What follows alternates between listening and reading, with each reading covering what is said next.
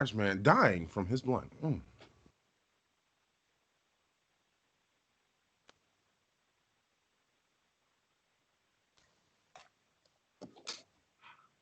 Looks like John.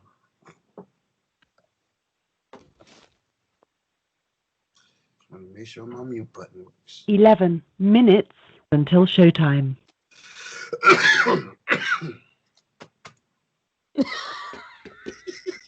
Here we go. Oh, Lordy.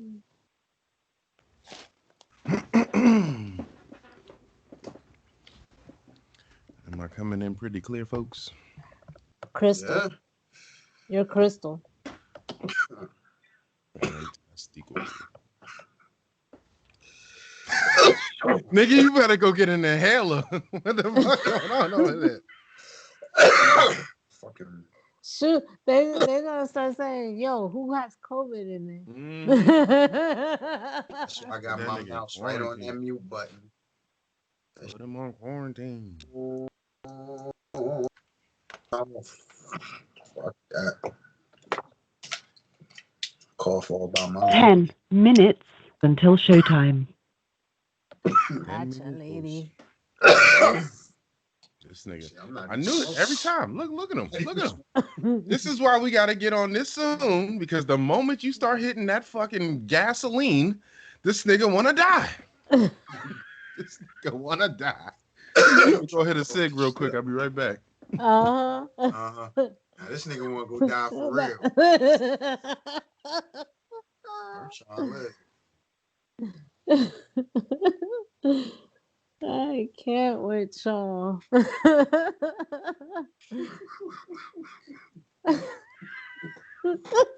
Oh, man. Yeah.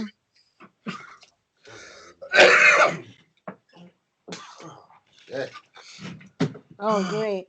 You wearing a TSC shirt. You're gonna piss this man off. 9 minutes until showtime. Oh, shit. 9 minutes. Oh, shit. You know what? Yeah, that's what I I ain't gonna stop you now. You want to get real high. I can't stop you now. Dang. said. Always jumping ship and shit. I ain't got time to be keeping up with all this shit.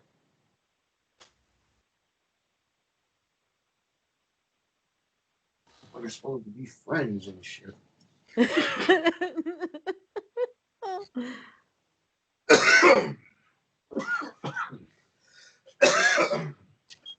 let me show you. God damn it. Motherfuckers got me changing wardrobe and shit. Okay. 8 minutes until showtime. Oh shit, he got a TSC shirt. I was like, oh shit. I just noticed it.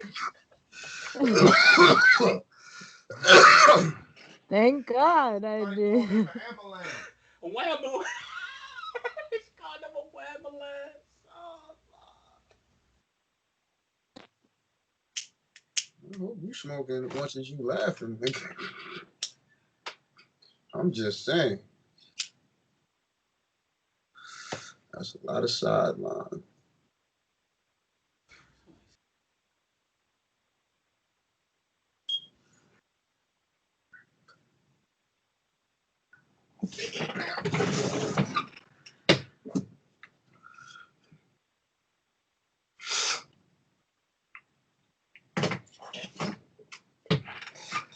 Seven minutes until showtime. Oh shit.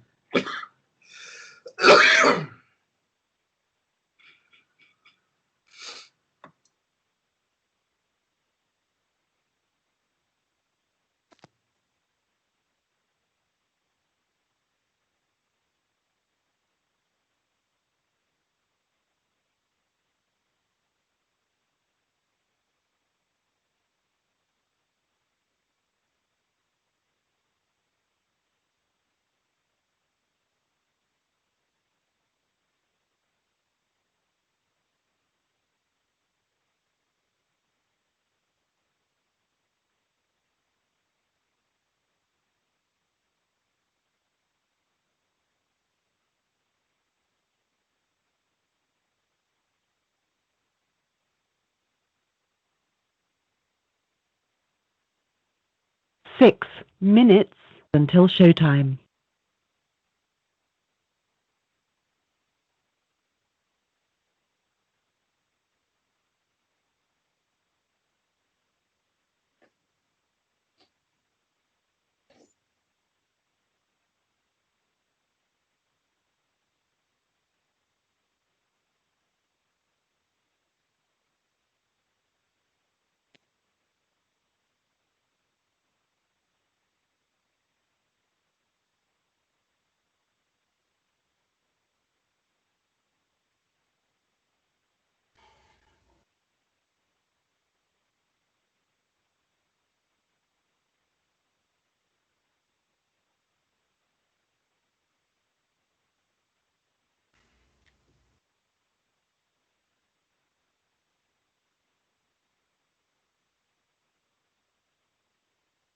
Five minutes until showtime.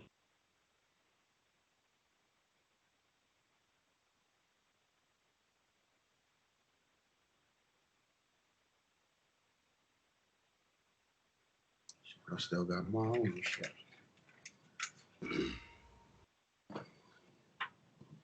Yeah, no, this is comfortable. Now I'm ready. It's your shirt game, right?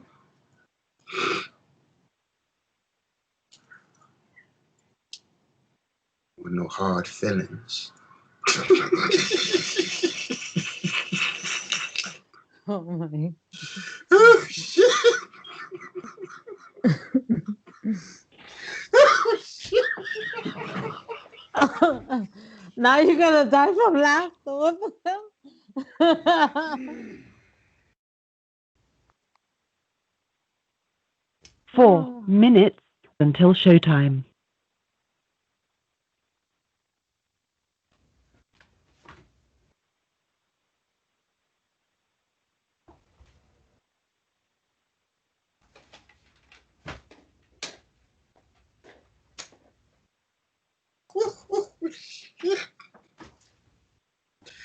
Oh, that was good. That was good. I needed that.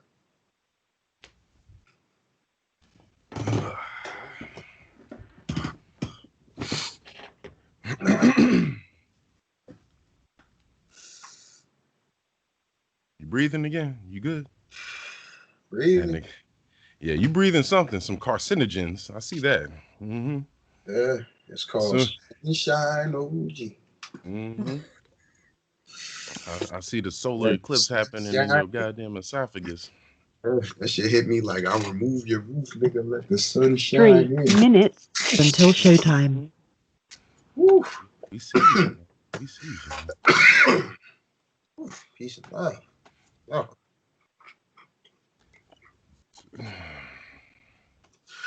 Oh man, what a day. All right. That's my drink. Shit.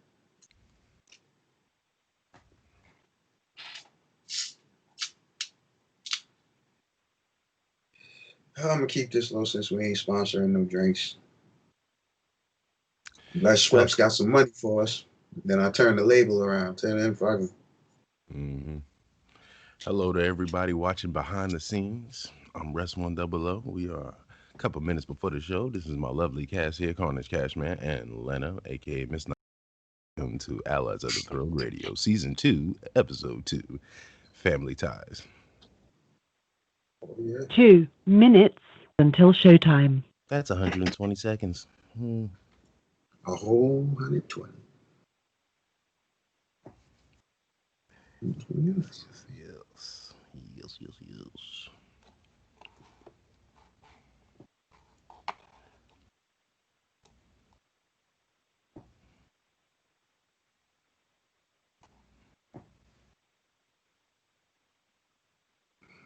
Ah, yes.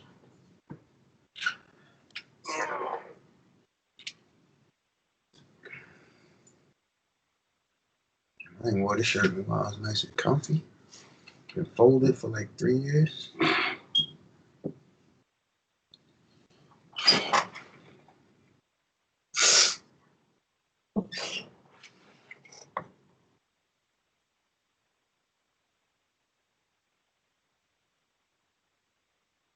1 minute until showtime. Uno momento.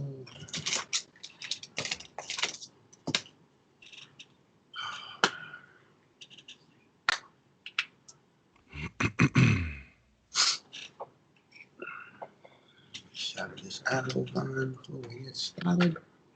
They ain't paying us either, so we ain't promoting this shit. Sure is good. Good for you.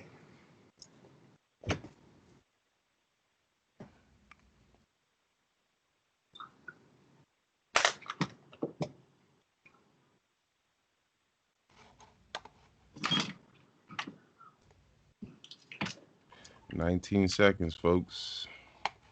Oh, yeah.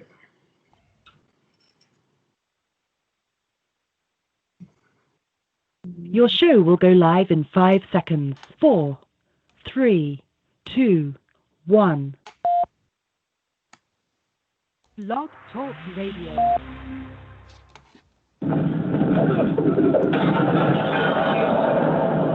Are you not entertained?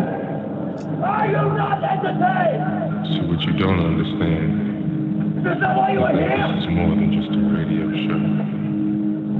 It's a way of life. Our life.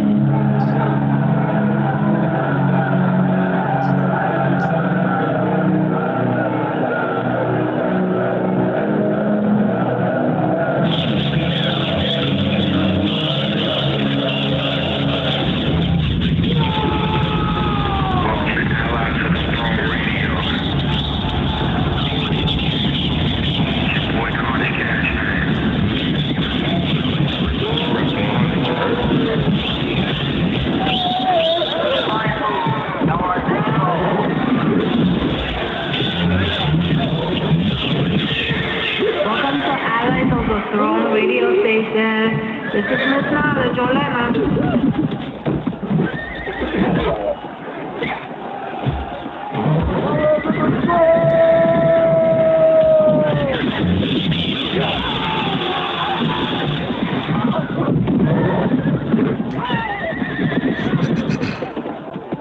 Send the infantry. My lord, you lead them. It ain't over till it's over. So my niggas at the zone, at the zone, at the zone. Ain't bringing enough soldiers. And we about to clear the zone, clear the zone, clear the zone. It ain't over till it's over. So my niggas at the zone, at the zone, at the zone. Ain't bringing enough soldiers. And we about to bring it on, bring it on, bring it on. Just bring it on, bring it on, bring it on. Just bring it on, bring it on, bring it on. Just bring it, just bring it, just bring it. Welcome back, ladies and gentlemen. You are now tuned in to Allies of the Throne Radio, Season 2, Episode 2. Welcome back. I am Rest 100, Rest 100. For those of you who may not know, I'm here with my co-host, Karnage, Cashman, and Miss Knowledge, a.k.a. Lena. How's everybody doing? Hello. Peace and love. Everything's beautiful. Yes, it is. Fantastic, fantastic.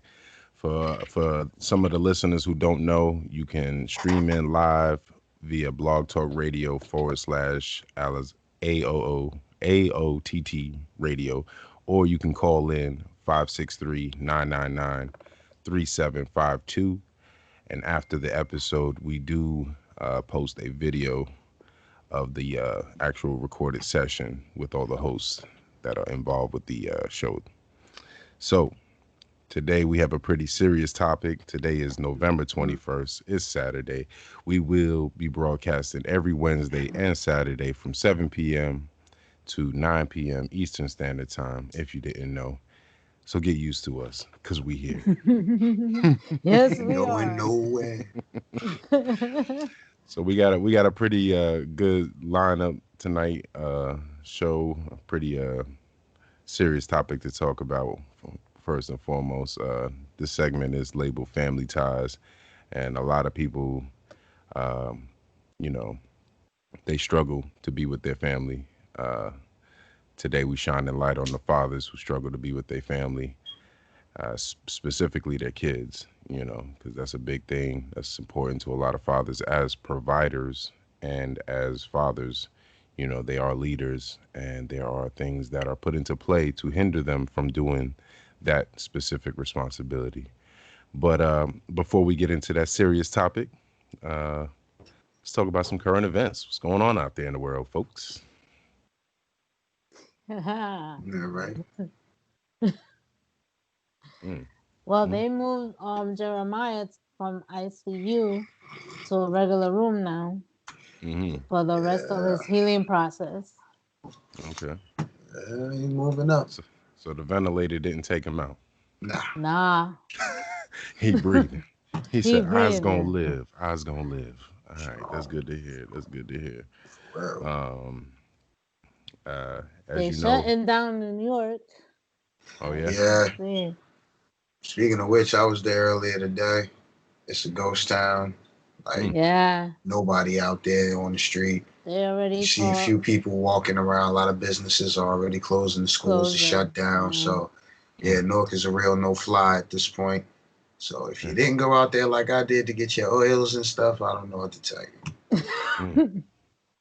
That's crazy. That's crazy because life is constantly changing every day. I mean, COVID-19 has definitely replaced the norm. Indeed. There's nothing normal about what's happening now, and this is going to be the way it is for a little bit of time for sure. Yeah. Yes, it is. I do apologize to some of the listeners. I'm experiencing a high amount of pain at the moment. I've had 5 teeth removed from my face, so my jaws are swollen, but the show must still go on. Because we are dedicated to our job, and our job is to entertain. But shout out to you if you're listening in, if you're streaming, if you are plugged in via the telephone, and if you happen to catch this episode later, shout out to you. We appreciate all our supporters, everybody who wants to see us succeed, and everybody tuning into the radio station, whether you've tuned in before or if this is your first time tuning in. Shout out to you, because without you, this doesn't happen at all. Round of applause for you guys. Round of applause. Thank you. You're too kind. Too kind. So, yeah, we're on our second episode. Shout out to Matt Bastardo, because he'll be on our next episode Wednesday as a special guest. We'll be getting into what he does, the music he creates, what he plans to release in the future. So, a lot of big things down the pipeline. He, among many other featured special guests, will be on the show. So, keep tuning in, keep listening in, and we definitely got a lot of great content for you guys out there. Make sure you check out our Facebook pages, our Instagram pages, Twitter pages, etc., etc. I'm not a huge fan of Twitter. It's annoying as hell. I don't have the patience for it. I'm sorry. It's real. One post a month type. It takes a certain type. And as soon as I find them, I'm going to hire them, because I don't want no trouble. It's hard to keep up with all the social media stuff, man. It's like, you got to be almost 6 different personalities, and then on top of that, you still have to maintain your everyday to day life. And I've got a pretty busy lifestyle. I can't do it all alone. That's why he has me. His knowledge is on board. Right. She definitely keeps me stable out here, because I'd lose my mind in a heartbeat. But what's new out there in Jersey, Karnage? What's new?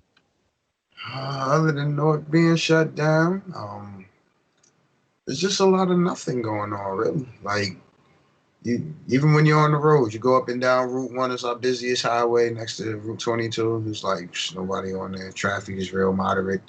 And you can just see it slowly happening. So I keep telling people, hey, listen, man, 90 days food and water. Worry about that food and water. Get your 90 days in, hunker down, stay put. Don't leave unless you gotta. So with the 90-day recommendation, what are you expecting to happen? Like, what is your worst case scenario with everything that's going on?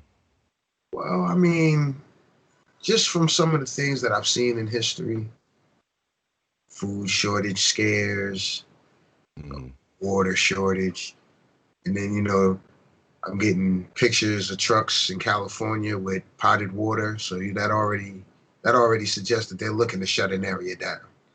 So it's just like, all right, so if they're gonna shut a whole area down, and we don't even know how long this is gonna be, Right. I would say at least 90 days food and water. Like, just in case it gets to a point where you really don't want to be out on the street, or for some people who don't have transportation, you may need something like water, some kind of dry food, or some kind of snack or something to kind of barter to get your way around. Because I mean, if you're an essential and you're still trying to get back and forth to work, that may be an issue because there's not going to be too many services out here. Right. That's true. So you definitely want to have something that'll get you from point A to point B. And at this point, the only thing I can really think of is food and water. With you being, I know you're a dad, you know, with you being a father, what's your greatest fear with all of this going on?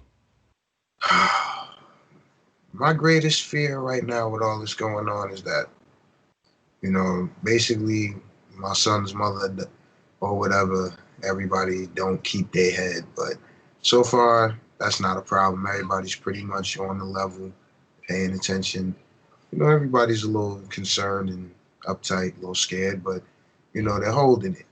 Nobody's freaking out. They're being rational, and that's going to help, especially in the events to come. So as long as that stays good, I know my son is good. Right. And Lena, with you being forced into parenthood and being Oh my God. being a caretaker, what are some of your worries and concerns? My worries and concerns is that I won't be around. If something happens to me, what will happen to him? He already lost a mom, and then his dad ain't doing so hot either. And all he has is me, So this has been like a extreme learning, fast for me. Because I wasn't around him when he was a baby. Right. I only took care of him like once or twice. And then after that, it was like, he wasn't really around me that much. So now I have an adult kid, so it's like learning each other's personalities and getting him to trust me. That was the hardest part for me. Indeed. How long until you felt confident that you had his trust? It had right at his mom's deathbed, because she, he was lucky enough to get her last words, for me and him. We each got a special goodbye from her. So, she let him know that he had to trust me. I'm the one who's gonna be there for him, and then I had to reinforce it after she was gone. Because it's one thing having her there, it's a whole other thing when she's not around. Right. And I think that's a big thing, especially with us being radio personalities and artists and promoters and things of that nature. Behind the smiles that you may see on images that we post and stuff like that, there's a lot of pain going on. There's a lot of different emotional roller coasters happening right before your eyes. And, you have to be incredibly strong to still maintain that certain level of mental integrity to keep pushing forward and still keep pushing towards your dreams. Because like Lena said, in her situation, her fear is not being there. And a lot of people don't realize that Lena's 50. She don't look it, but she has aged gracefully, and she has made strong and very serious strides in her life to get to where she's at. And yet she still finds the ability to smile through it all. Carnage, he's a dad.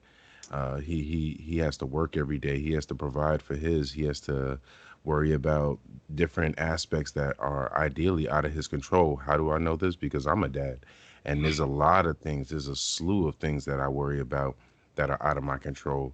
I mean, for one, I have pretty much 50% of my children full time, and then another 50% of them they're in the care of a person who could care less if I drop dead tomorrow. You know, and that bothers me because, at some point it comes to a difference of opinion to how our children are raised based on the environment that they're taken into. And it's conflicting because you try to raise your children to a certain stature in your home, and then they go to another home for the duration of that time, and then it's almost deprogramming there. And then they come back with a whole different ideology or outlook on life, and it's like reconstruction all over again. So I can definitely tell you that, like, for me personally, a major concern is um, the well-being of my children's mental state. Because I seen a lot of things growing up as a kid that I didn't quite understand at the time, though it dramatically affect who became later in life, and the understanding followed thereafter. I can only imagine what a lot of these kids are going through right now, from a status quo of normality, so to speak, to all of a sudden that's not the norm anymore. This is the way Right. you're gonna do it. Exactly. I watch my kids struggle trying to learn at a college rate, because college kids are expected to do an assignment, or turn in an assignment, and use a laptop and email and communicate with teachers. Mm-hmm. For them right now, during all of this, it's not hands on anymore. It's, you are either gonna fly or fail. Mm-hmm. And that's difficult to put that kind of pressure on a kid at such a young age. I mean, you got college students struggling and contemplating the worst case scenario because of the amount of pressure that they experience every day, and they don't know how to deal with that. Now you got third graders, fourth graders, fifth graders, all the way up to 12th grade, and it's it's insanity, because how do you as a parent try to help with that? How do you as a parent try to explain, or try to, I think I struggled the most because I set a high standard for my kids succeeding, and then Mm-hmm. when they can't obtain that level of success, they feel the weight of my disappointment and my expectation hitting them tenfold. On top of their own disappointment. Yeah, Exactly. exactly. Exactly. So it's difficult, and I've almost had to regress on how hard I push my kids, because I can't really say that I have the patience that a teacher would to keep repeating the same thing, because I learned differently. It was like, you're gonna do this or you're gonna get slapped upside the head. It's that simple. Right. So So you can imagine all the parents that had to hmm Mm-hmm. learn right. all the curriculums and hmm all of that, and Right. they're like ready to rip their heads apart. Yeah. You Yeah, see, know? that's one thing that we never had to go through and experience. Like when Nah, we went through scholastics, it was just school, middle school, high school. school, gone. hmm Yep. Out of nowhere, this generation is hit with a pandemic and to the extent of the fact that you can't even go to school anymore. Right. I Was it mean, hard it's to let them know that they no longer gonna be around their friends? That yeah. was See, that was hard. my son's biggest thing. Like, give it 2, 3 weeks. He was like, "Man, I miss my friends. I want to hang out with my friends." I was like, "Your friends don't want to hang out with you. They scared of you right now. Right. They scared to go outside." I Right. was like, "Not for nothing. Just relax. It'll be all right." I mean, Wow. I and never I don't. told him it would go back to normal though, because I don't believe it will. Like, Right. No, I don't believe either. I mean, even the way we were living, like that wasn't really normal either. So it's like right. every day you heard about 4 to 5 murders or a kidnapping, or some kind of robbery happening, or some kind of criminal activity, drug overdose. It don't matter. It was just always something happening. And now Yeah. it's like creating the safest environment behind your closed doors is is key now because you got children under pressure, you got parents under pressure because businesses are closing, opportunity is getting slimmer and shorter. I mean, hell, even unemployment, they can't even provide No. the necessary benefits to a lot of people who actually need the unemployment. So there's a lot of people this holiday that are going to be struggling. There's a lot of people this holiday that are going to be contemplating the worst case scenario. And it's sad to say that some actually think that death is an out. Yeah. Suicidal thoughts is on the rise right now. Yeah. And it's the saddest shit in the world because the accountability level is so low at the moment. And Right. everybody is pretty much reverting back to primitive states to fend for yourself. You're True. going to either worry about you and yours or you're just going to die. But we're going to take a break real quick, play some music for you guys, and we'll be back with more Allies of the Throne Radio. Peace. Peace.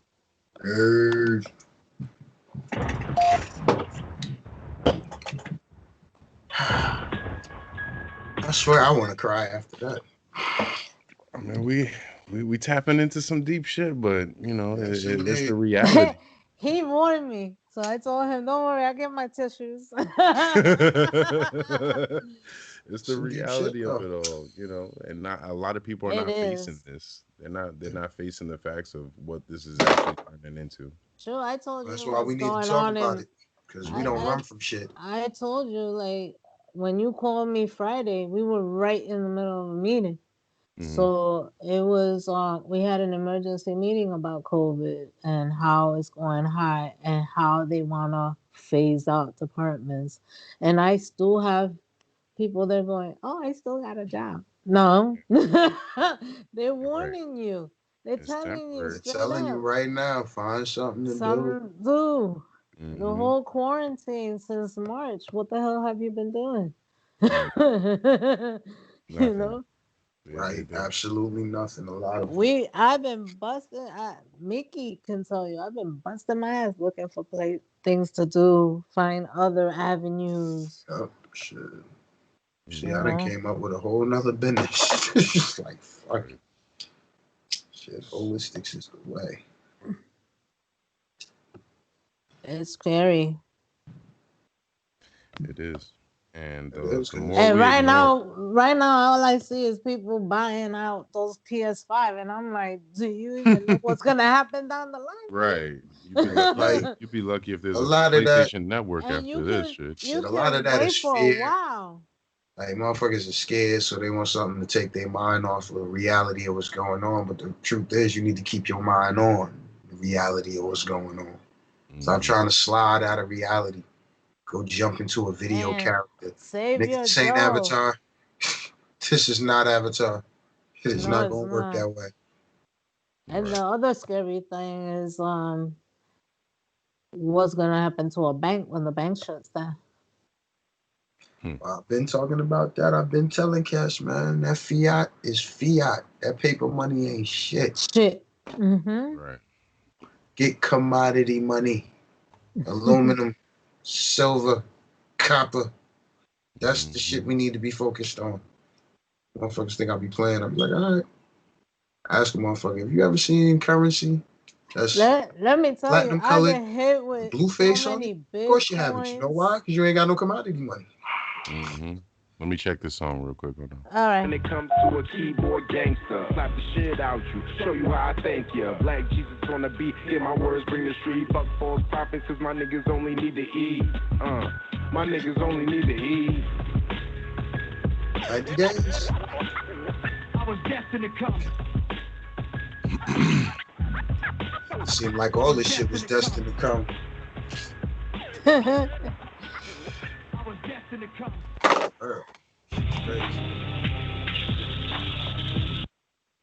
Yeah. So, I mean, even though we started off pretty deep, we about to go even deeper than that. Oh, I this know. is about to ain't that. The real ain't that for me. To the deep dive on this shit. Wake people up. Shit gotta be said. We don't run from shit, so we the ones to do it though. Shit, we're another leading generation. Right. Like I said, I'm the one who had to clear out my ancestral shit. You know, Yeah, we had to start everything over. No more everything we making the knew same is no mistakes. longer. Right? Can't keep making the same mistakes century after fucking century. Something gotta give. Mm-hmm. It sucks. This is the world we are living in. This is the last days and times, brother. The last days and times.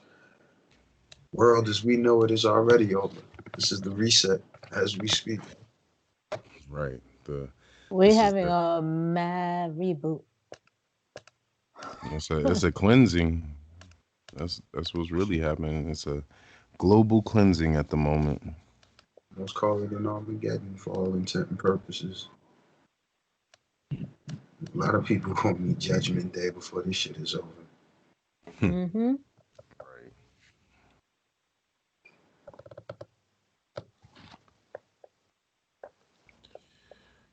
Let's see.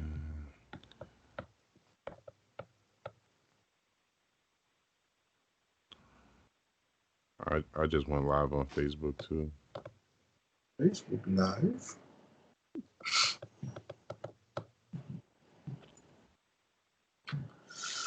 I'm about to go ham on that motherfucking Szechuan beef later. That spicy shit be clearing it out.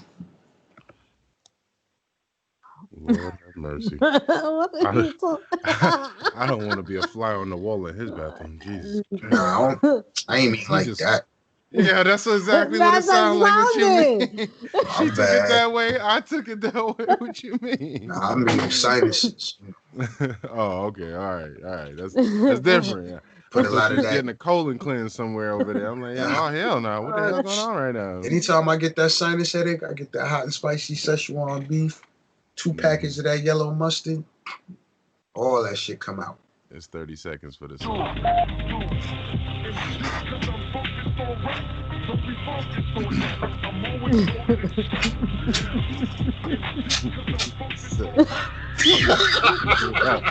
It just hit him.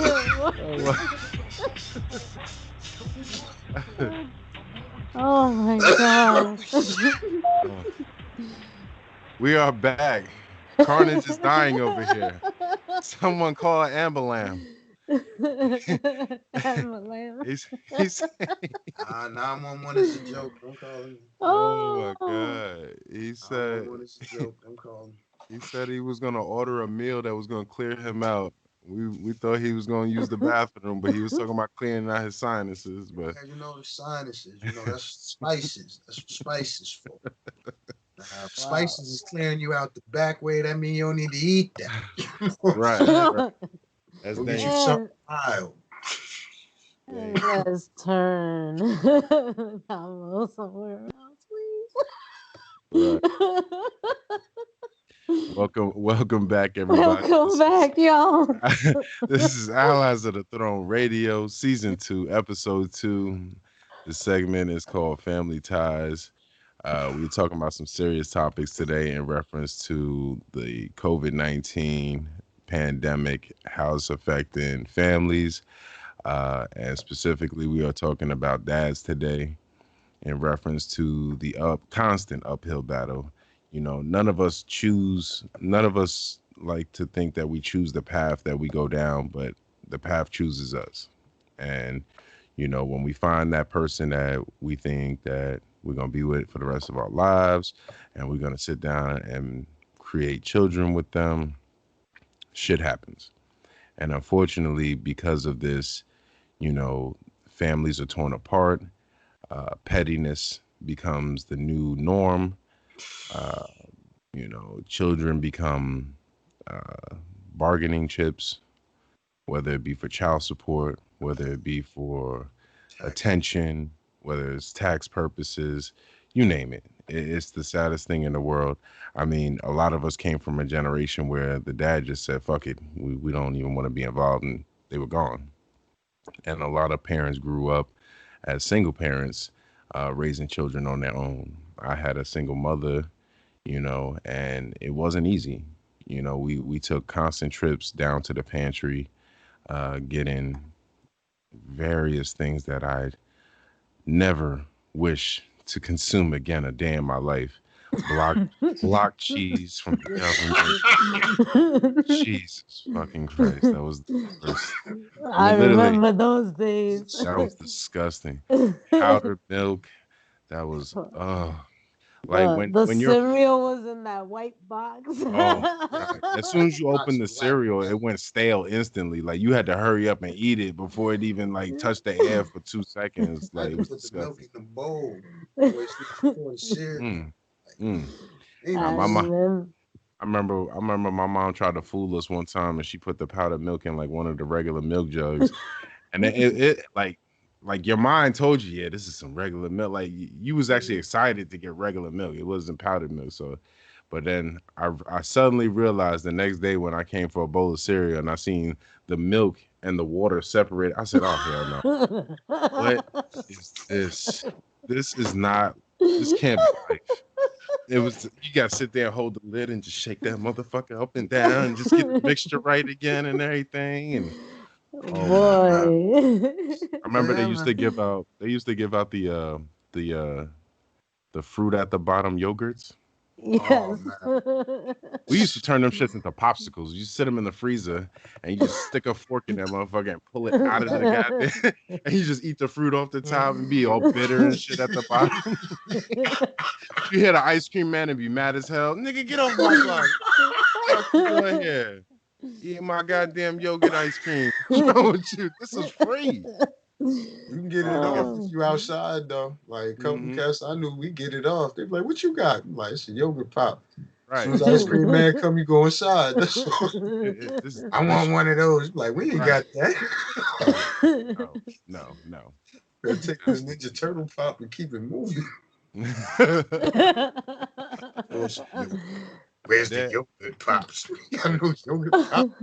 Some of these kids are spoiled too. They be like, oh, it's got mold on it. Shit. My mom used to just pick the mold off, and you just had a fucking a little gunshot wound in a loaf of bread or something. Like, well, what happened here? We just had to get that mold up out of there. Don't worry about that. Ramen noodles was always on the menu.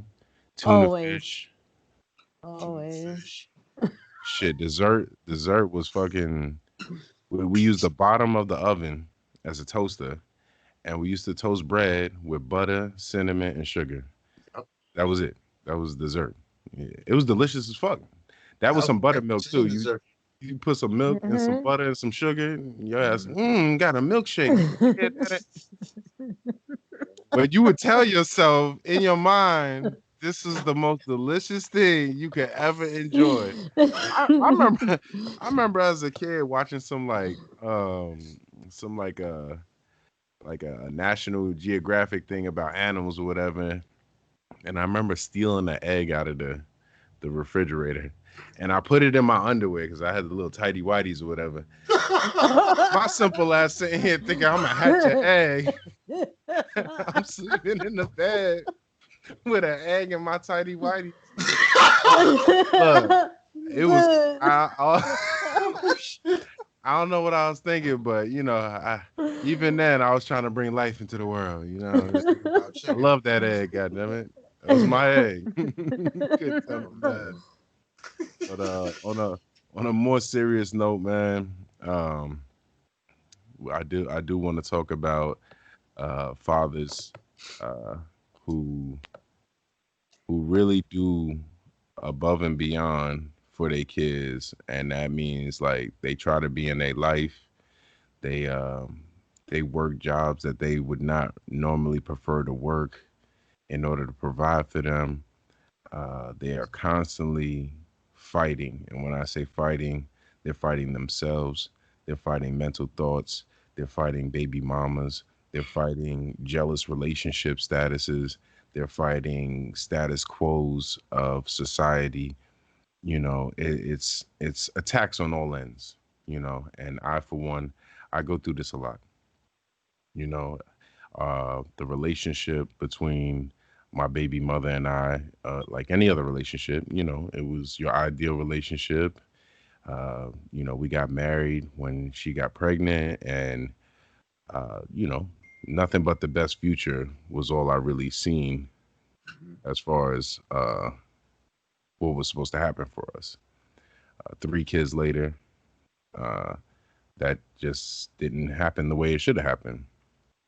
And now we can't even so much as agree on, you know, doctor's appointments. Everything has to involve an attorney, court, documentation, or something like that. And if it isn't dealing with the court system, which already looks down upon fathers in a negative fashion because they don't feel like we are the most important role in the child's life. They put the mother on a pedestal. It's already a losing battle for us, which coming to deal with this a lot, I understand why a lot of fathers would just walk out of their kids' lives, or just not want to be involved whatsoever, because you are literally destroyed by the consumption of time, energy, and effort. You know, I know I've It's an lost. emotional roller coaster. Mhm. I mean, I've lost jobs. I've had issues holding jobs because maintaining court appearances, dealing with having the police called on me, and don't let them fuck up on the paperwork, because then it's just like, oh, we locked you up, but sorry, just go home now. Like it's always something preventing you or threatening your livelihood as a human being just to be a father. And it's the worst feeling in the world because nobody can explain it. It's something that you have to feel, or if you are a person who's in a relationship with somebody going through that, you witness it every day, nonstop, nonstop, and it's an exhausting experience because not only I commend a lot of the females who take on that position of being with somebody who has to deal with something like that, because they not only have to deal with the emotional torment of dealing with a bitter baby mama or dealing with an immature baby mama, they have to deal with the emotional roller coaster of the man who doesn't really know how to deal with that kind of emotion, and they kind of lash out, not intentionally. It's just like, fuck, I'm just so tired anymore, like I don't know how to direct this energy anymore. And they tend to lash out at the person who cares. And, a lot of them are their rock. A lot of them are seriously here to ensure that they don't crumble and they don't implode on themselves, because nobody else understands that. Everybody's like, oh, you're a deadbeat dad and you're not trying to take care of your kids. Well, fuck, if I'm going to go to jail because I'm not holding a job, and if I'm going to fucking keep having to worry about jumping through hoops to be in my kid's life, who eventually they don't really see or understand any of this that I'm going through, you know, I'm trying to raise them to be a productive human being, and now they're disrespecting me because their mom has no respect for me. So it's like you lose on all fronts.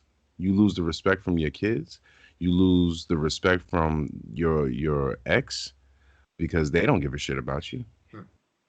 And I can't tell you how many times I've sat in a courtroom and a judge just basically judged me based on my tattoos and my hairstyle and my skin color, that, well, fuck this dude. He ain't doing nothing with himself. Like, like judging a book by its cover is number The one move in worst. America. Number one. Biggest epic fail. And it's sad because some of the most productive and responsible people you would never expect if you just judge them based on the way they look. Exactly. You can't give that kind of integrity to a person who's lived the quote unquote cookie cutter lifestyle that America has to offer. These are people who have been through some shit. These are people who have lost people. These are people who have seen loss, who've experienced it, who don't seek counseling, who basically ingest all of this and still try to move forward.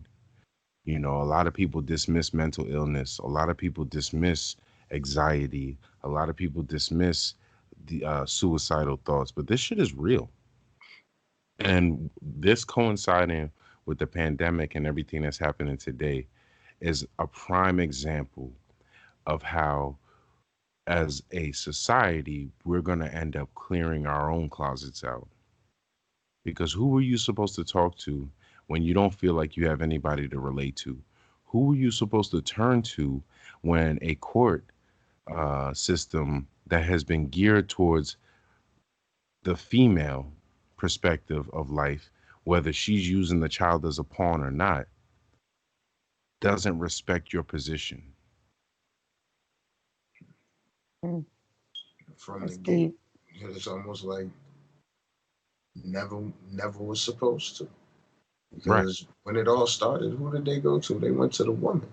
It was like, Mm. listen, we give you assistance, help you with your kids.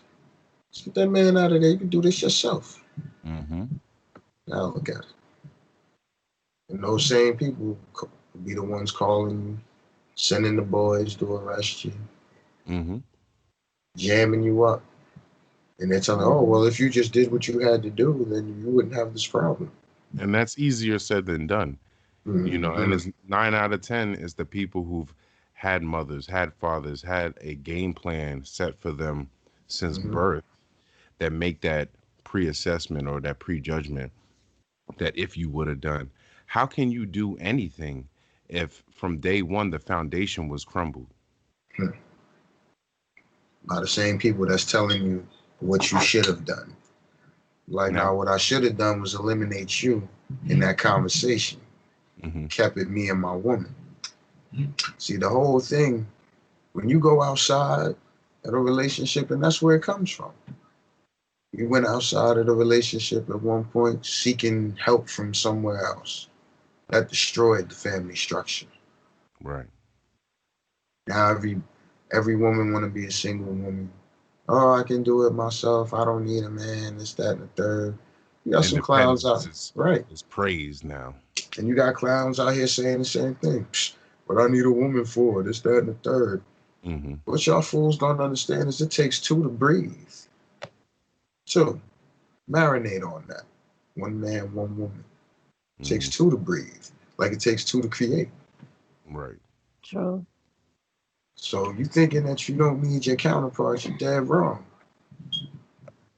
I mean, I watch the psychological breakdown of my own children having to deal with combating immaturity from just the world in general, you Mm-hmm. know, because they'll come back and they'll have so much negative energy to bring back from what they experienced while they were away from me.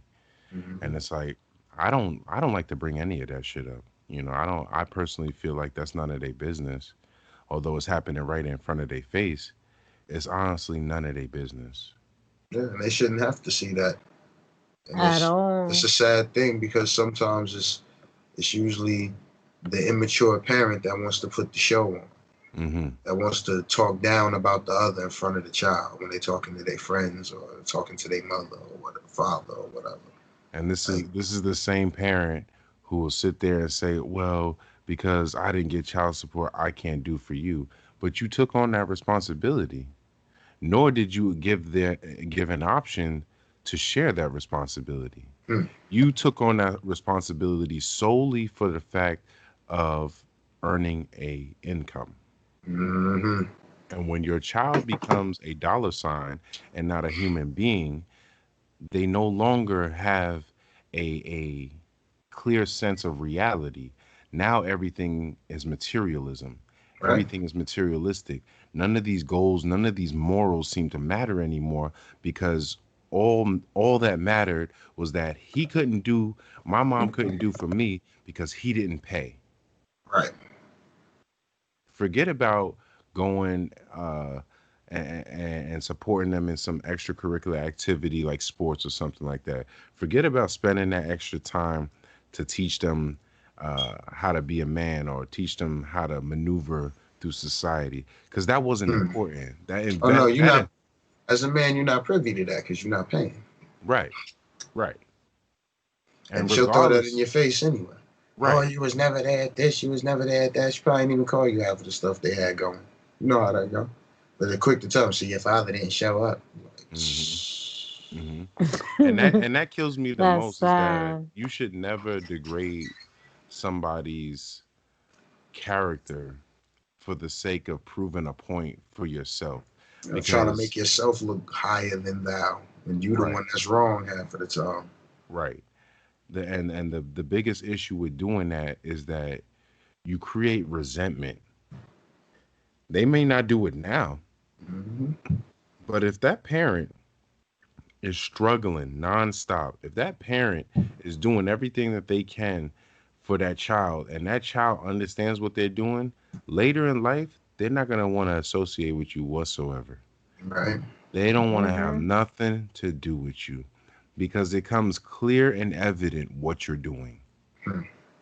And when that child turns 18 and you no longer have that supplemental income and you become the loser that you were manifesting to become, what are you going to have to offer other than talking about I shoulda, coulda, woulda? Nothing. She's going to be too busy working on a baby brother or sister. Keep her bread flowing. Right. So that's how they do. And then it just becomes a vicious cycle of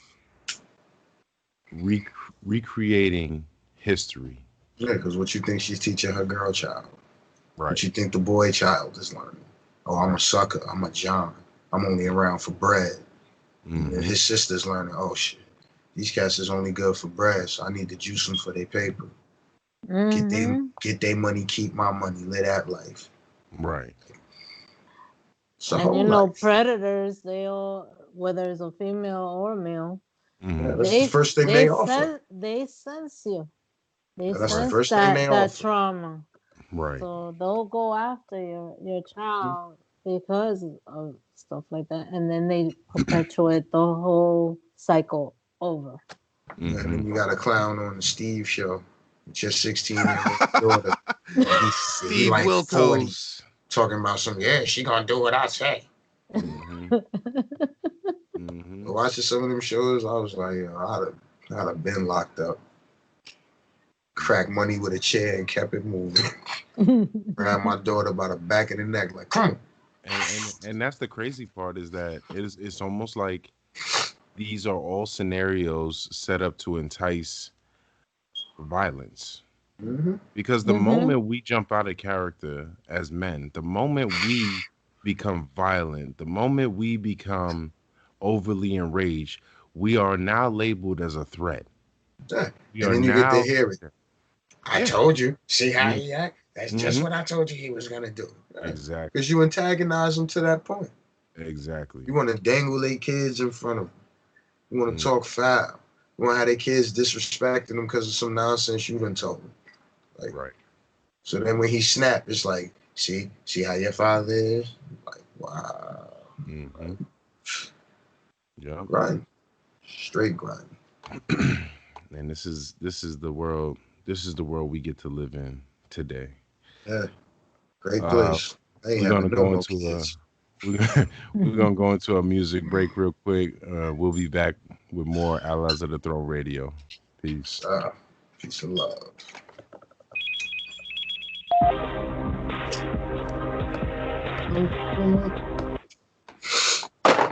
Let's see here.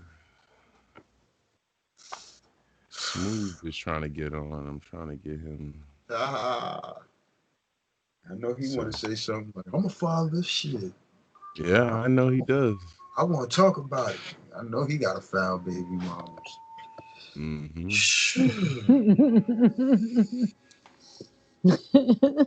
See if we can get him in here. Sure. I'll bring him back.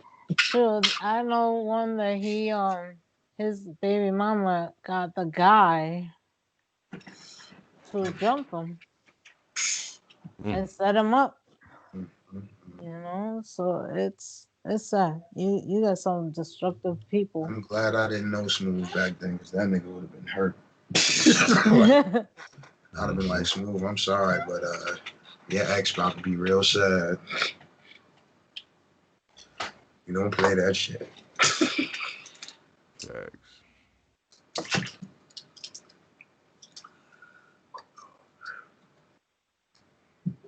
Yeah, I can't deal with that.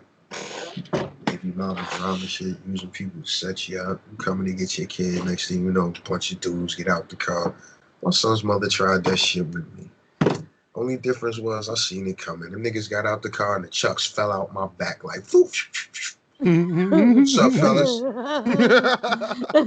about to have a Karate Kid episode out here real quick. I was like, we got 3 against 5? Shit, me and my bitches is good. I got the utmost confidence. Them bitches ain't gonna crack. As far as y'all's bones, I don't see it. I guess old boy seen it. Yeah, old boy seen it in my face. Him and his cousins was about to get it bad. Them niggas backed up and got back in the car. I was like, where y'all going? Like, Smooth. So I called my son's mother like, where's my son? Where these fools going? And she come around the corner with my son. I'm like, Karnage, Silencio. Smooth, you there? I don't think he dropped. Yeah, what's up? All right, I seen your text, babe. I can't divert my attention from this. Thanks. Oh, here we go. I seen your text. I just told you I seen your text.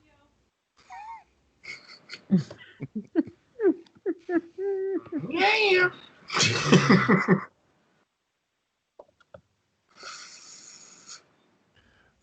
Let's see. What's the numbers? 6, 3.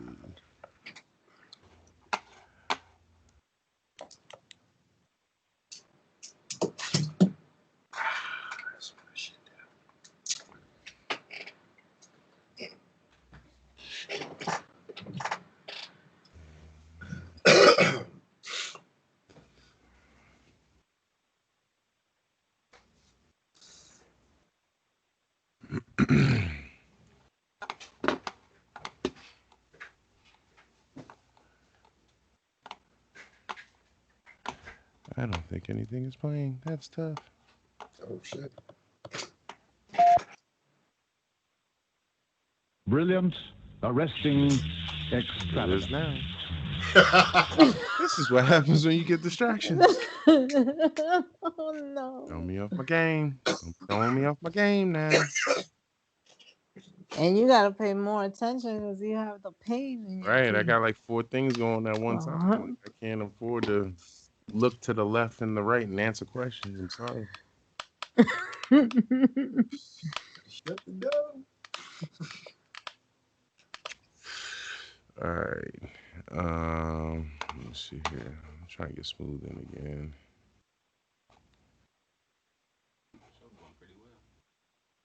Thank you, sir.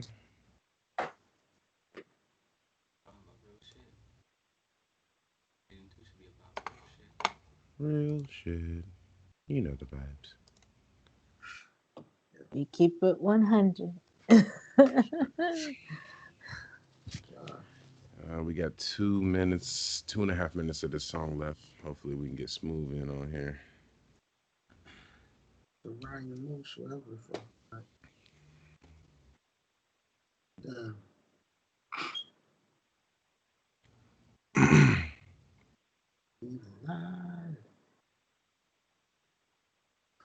That boy crazy. Say, yo, good, I did things at once. I was like, yeah, all right, man. I'll tell you what.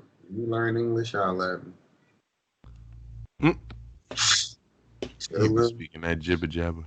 Oh, yo, you keep talking like that, I'm gonna make your ass wear a shark suit. Like, take that shit out. Run around calling nigga jabber jaw. Do you even understand that shit when you do it?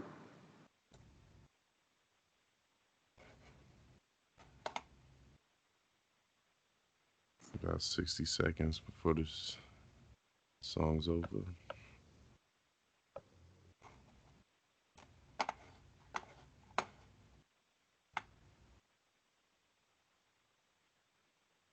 red clock, no greenbacks. Double the mean stacks, what cash about. Blend the cushion, the plat, twist the brown back, then push the seat back. Time to ride it out, let's go. Time to move, but this is no cruise. Stay tuned, I got work to do. You see, I send the mortars out. Cashman, I'm what the real talk about. You fraud daddies and body for a small amount. Big business, what the fuck you talk about?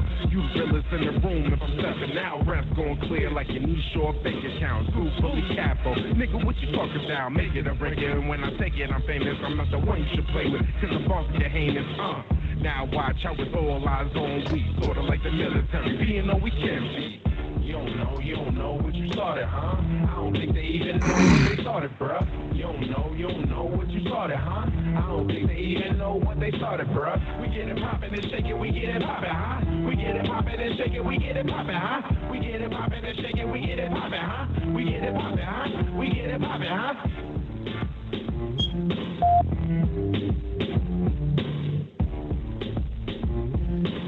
We are back live and direct. This is Allies of the Throne Radio, Season 2, Episode 2. And we are talking about fathers who fight to be in their children's lives, dealing with their baby mothers who tend to be immature, dealing with a court system which is clearly lopsided in favor of mothers. And we're not sitting here advocating. Oh, hold on. We got somebody on the live. Twin Zero. Smooth, you echoing, brother. Welcome. Salute. Peace. How you doing? How you doing? All love. We got you echoing. You got some headphones or something? Oh, I'm echoing. Hold up. Let me get some. Let me get my beats. Like everybody got a backdrop they can disappear into. That's right. You know what I mean? If you had your green screen, you have your backdrop too. We good now? Yeah. Oh yeah. All right. Yeah, I think we good now. But yeah, we just had Smooth Mass Beats. For those of y'all who don't know, just chime in. He heard the topic or whatever, and he wanted to add his piece to the whole equation. But like I said, the topic of today is about fathers who are really going to extremes to fight to be in their kids' lives, to deal with immature baby mothers, to deal with baby mothers who would rather see their baby father die for all they care. They could give a damn less whether or not they were involved in the kid's life, and they not really seeing the long-term effects of how this affects not only the father but the child as well. And clearly a lopsided court system which favors the mother in retrospect to the father, who could pretty much be a shining star in the eyes of any parent.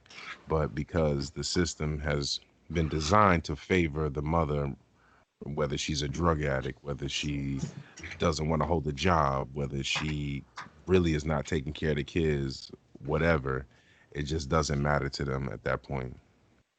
But yeah, Smooth, what's good, brother? Ain't nothing, man. I just doing the do, like you said, raising the kids. Mm-hmm. The kids that I have with me, I should say. Right. I mean, because the others is kind of a rough road. You know what I mean? Because, like you said, the bitter baby mamas. Like my oldest child, he's already 26, mm-hmm. and he's in the Navy right now.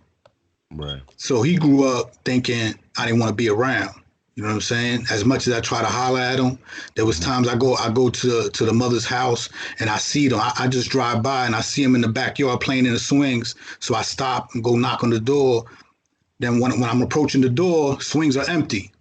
Mm. You see what I'm saying? I knock on the door. He was given the conception that you didn't want to be around because of the mother. Correct. Mm. Correct. And there was times also where, she'll call out of nowhere. I'm like, yo, what's good? And my son come on, and I hear in the background, tell him, ask him what he remembers about you. Mm. You know what I'm saying? Antagonizing him and stuff like that. To make me think, to make me a stutter, or, you know what I mean? sit there in awe, like, oh shit, I gotta retract. I gotta retract and think about what I remember about him now. Just so you don't feel some type of way. Right. And putting you on the spot like that almost reinforces the negative image that she's put in his head about you. Exactly. And there was a time where I was talking to her one time, and I'm like, I said, you're the problem. Like, you acting all crazy, you acting wild, immature, and now you talking about you're gonna keep my child away from me. And I said, right, because I'm gonna tell him the truth one day. He's gonna know it. And her response was, he's gonna believe me over you. No matter what you say, he's gonna believe me. Dang. And that's what happened. He grew up all these years thinking I didn't want to be around, I didn't care about him. But I also said, within myself, my inner being, I was like, you know what? One day he's gonna find the truth. The light's gonna come out. Right. So I let it hang. Next thing you know, he calls me on and off, to see my actions. So, I kept it real with. I kept it 100. I told him truth. It's upon him if he accepted that or not. And now, to this day, he has a child, and the same thing he's going through. Wow. Yep, he's going through the same thing. I said, you know what? I said, not to be an ass, but welcome to the club. Now you know what I've been through and what I'm still going through for you. Yeah, he gonna see the truth through his child's eyes. That's right. That's foul. Yep. What are some of the things that she did to prevent you from having that bond with your son? Because I know, man, not for nothing, but ignorance causes us to really like not be able to know what we're capable of as far as our rights. That's right. You know what I'm saying? That's right. So what are some things that you feel as if she went out of her way to do to prevent you from really playing a pivotal position in his life? She tried to play general. You know what I'm saying? She trying to overrule everything. She put me on child support, put me in the system. Now even paying child support and doing your part with child support, were you not entitled to having time with your son? I was entitled, but she wasn't allowing it. Even with a modification order stating that by law, I'm supposed to have my child, even if it's just spring breaks, Christmas, whatever, summer, and they still won't allow it. I couldn't have them. She won't let me have them. And then she'll go to the courts and have them come arrest me or something, saying that I didn't want to be a part of the child, that I'm still not complying with the order. Really? Wow. Yep. Now, were you living in the same state or were you living in a different state? I was living in the same state at the time. Okay. I was getting locked up back and forth, and it's always six months here, 6 months there. Sometimes 30 days, and then when you get out, this is the funny part. When you get out, the judge is like, okay, you did 6 months. I'm giving you 2 weeks to get a job. Damn. Pay your current order, or you're getting back locked up. Right. Guess what? 2 weeks later, 6 more months.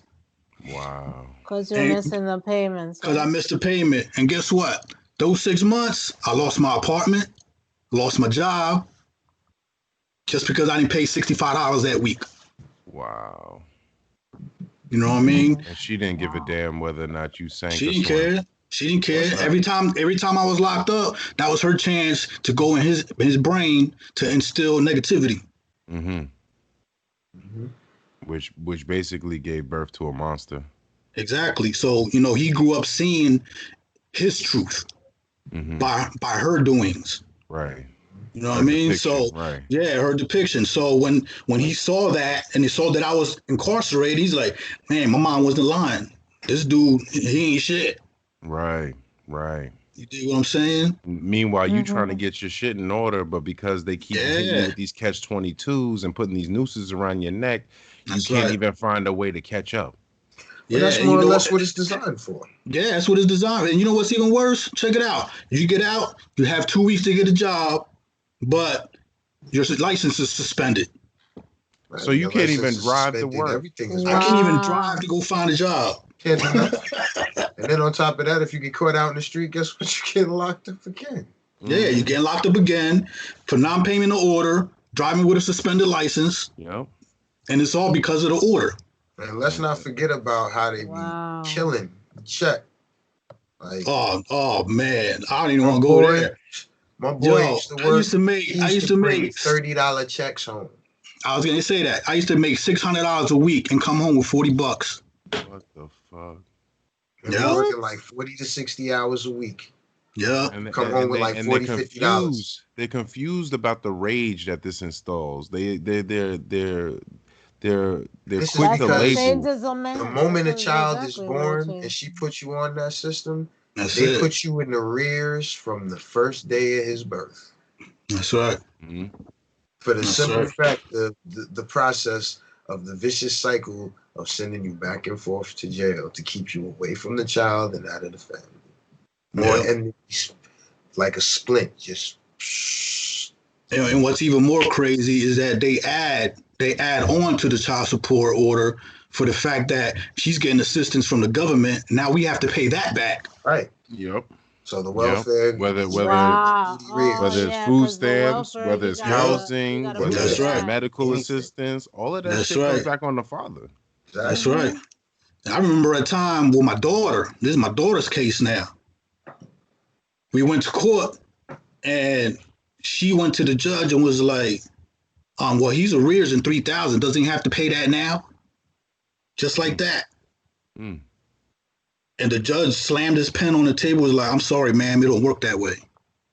Mm. I was so happy to hear that. I was like, you know what? It's about time. Somebody had my back for once. Right. Wow. Because all you do is give, and they give you the bare minimum. You know. Yeah. And they hate to hear your voice. Mm-hmm. Because I told the judge one time, I was like, if she needs my assistance that bad, why don't she let me have my daughter? Right. And I can handle her. I got a house. I don't have an apartment that holds 6 children like she do. Mm-hmm. Mm-hmm. I got a house with 4 bedrooms. She have her own room, chilling. Right. Oh, I don't want to hear your mouth, sir. You're out of line. Exactly. That's what they say. Right.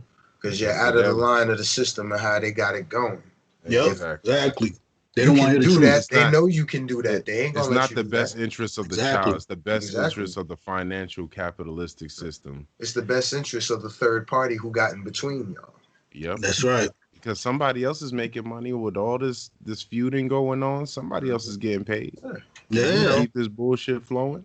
And you know what hurts? What hurts more? Profit off pain. You know what hurts more? when you see your baby moms on Facebook posting bottles and brand new tattoos and shit. Yeah, that's your money right there. Mm-hmm.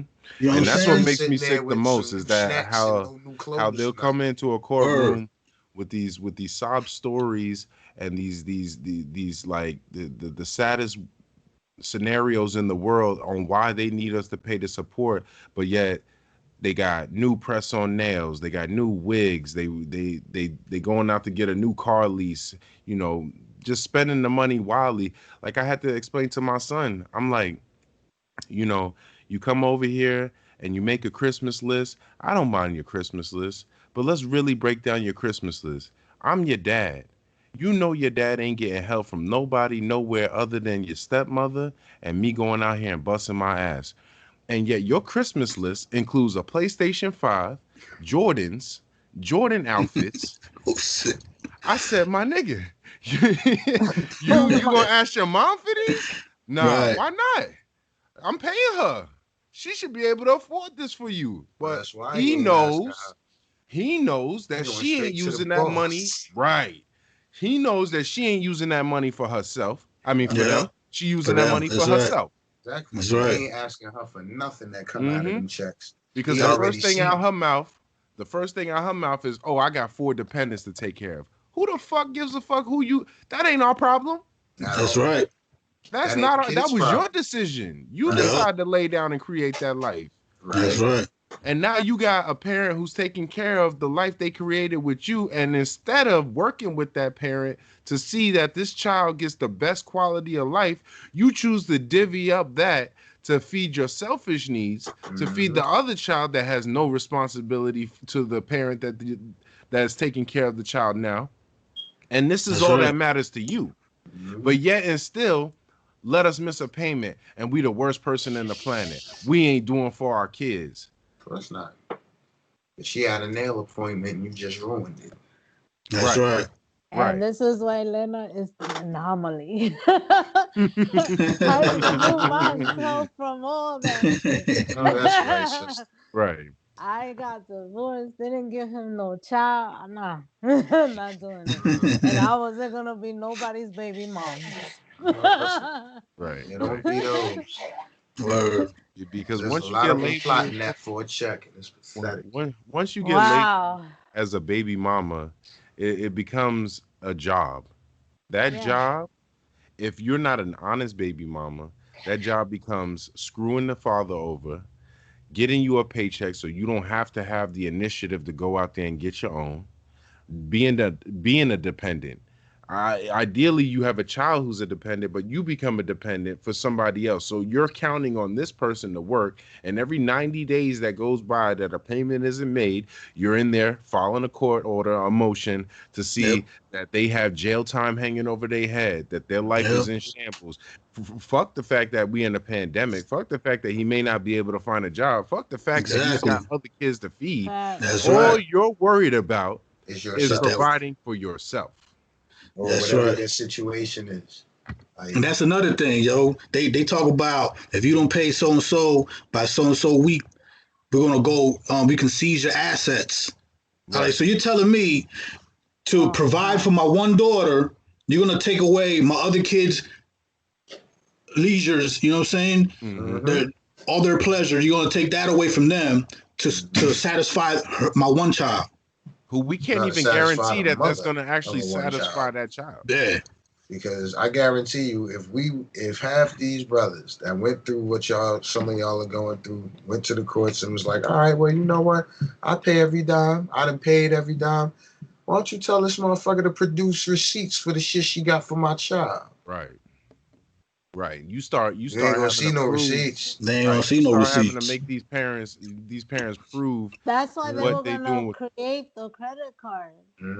That's how they were gonna start seeing what they were spending on. But I don't know what happened to that. See what they need to do is change that law, because it's the law of the Act of 1839, where everything goes to the woman. You know what I mean? She's supposed to stay home with the child. It ain't like that no more. It's equal. Right.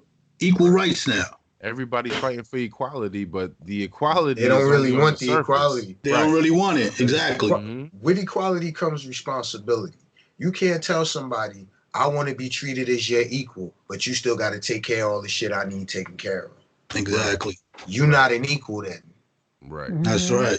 There's nothing equal about it. Right. So you can't sit here and complain when you feel like your position in life is diminished because you're sitting in here. Well, we're not saying everyone is like that. We're talking about the women who are literally going to court to bring these men who want to be in the child's life. I could see if this nigga was a dirtbag. I could see if the nigga didn't want to have nothing to do with his kid. Yeah, ram it home on this motherfucker. Because they acting like they chasing brothers down and they're not doing all that. No, not all that. No. But we're gonna take another music break here and bring on another guest here in a moment. Again, this is Allies of the Throne Radio, Season 2, Episode 2, and you are tuning in live. Peace. Peace. Wow. Like this. Yeah. My head is blown. Mr. B down. Loving it. Yes, sir. My brother, how are you doing this evening? I'm pretty good. That's good. Got a live section going on there. Yeah, man. We hitting it home with some serious topics tonight, man. Yeah, something that I can touch on right there. I'm glad to hear it because we're gonna be bringing you on after this break. All righty. Yeah. Male perspective is always. Yeah. Yes, sir. Can you hear us all right? Yeah. I can hear all good, man. It's awesome. I can't wait to get my podcast started. We inspiring greatness across the board now. This is what I'm saying. I cannot wait to get mine started. Yes, sir. Yes, sir. So I'm like, whoa. I'm impressed. Thank you.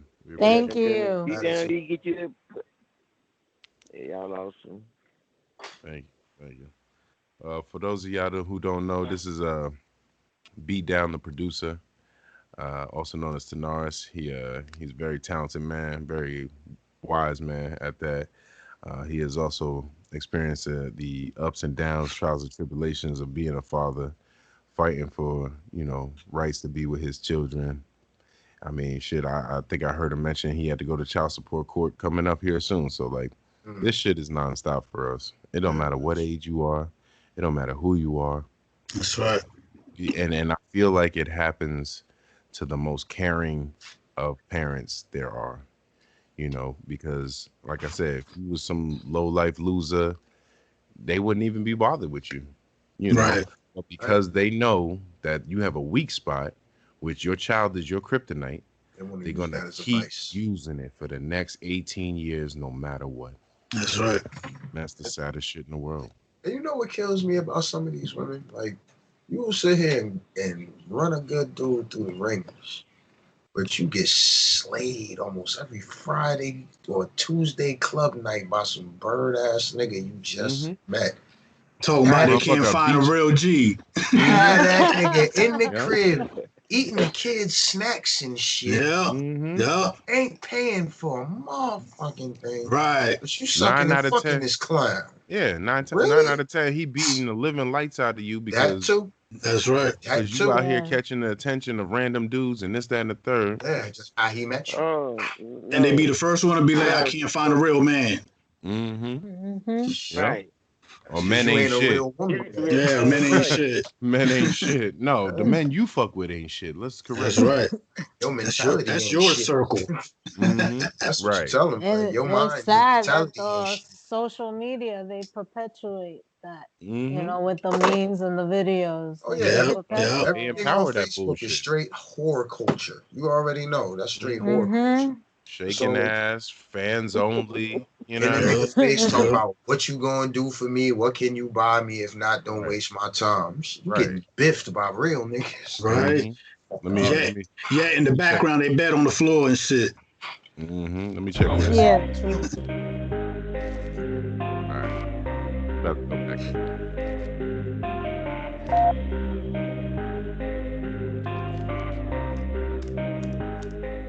We are back live and direct. This is Allies of the Throne Radio, Season 2, Episode 2. We got our call-in, Smooth Mass Beats. Shout out to him for calling in and chiming in on today's topic. Peace. Peace and love, twin. Shout out to my co-host, Karnage, Cashman, and Miss Knowledge, a.k.a. Lena. We also have another guest who called in, the amazing and fantastic producer, Mr. Beat Down. Mr. Beat Down, how you doing today, sir? I'm pretty good, sir. How y'all doing today? We're doing fantastic, man. Glad to have you on the show, man. So how do you what's that? Go ahead. I said, go ahead. What'd you say? No, I was saying, how do you feel about the topic of discussion that we have going on today? The whole topic is fuckery. I'm just being honest. I just went through a situation with my 8-year-old son. His mom got hooked on heroin, and they came and took him from her, wanted to put him in foster care. I was an over-the-road truck driver at the time. I came off and said, no. I came in and re-changed my whole life around so that my son would go in foster care, and he stayed with me for 2 years, right? Just to find out that I was on it babysitting his ass. Really? Really? Babysitting him. I was just babysitting him. But yet they're gonna pay a foster parent all this money to keep them. But I get then I'm like, well, she's unfit. She's this, she that.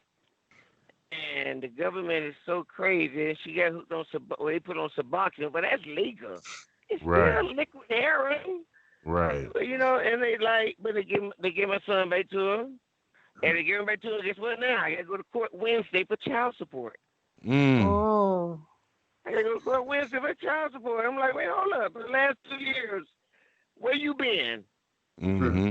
Right. So somewhere whoring for her habit. Now she wants child support. Like, where you been?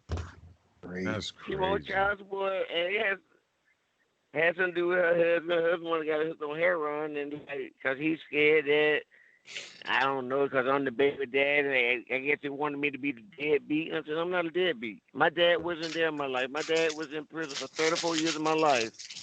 And I said I would not be that way towards my kids. Mm-hmm. You know?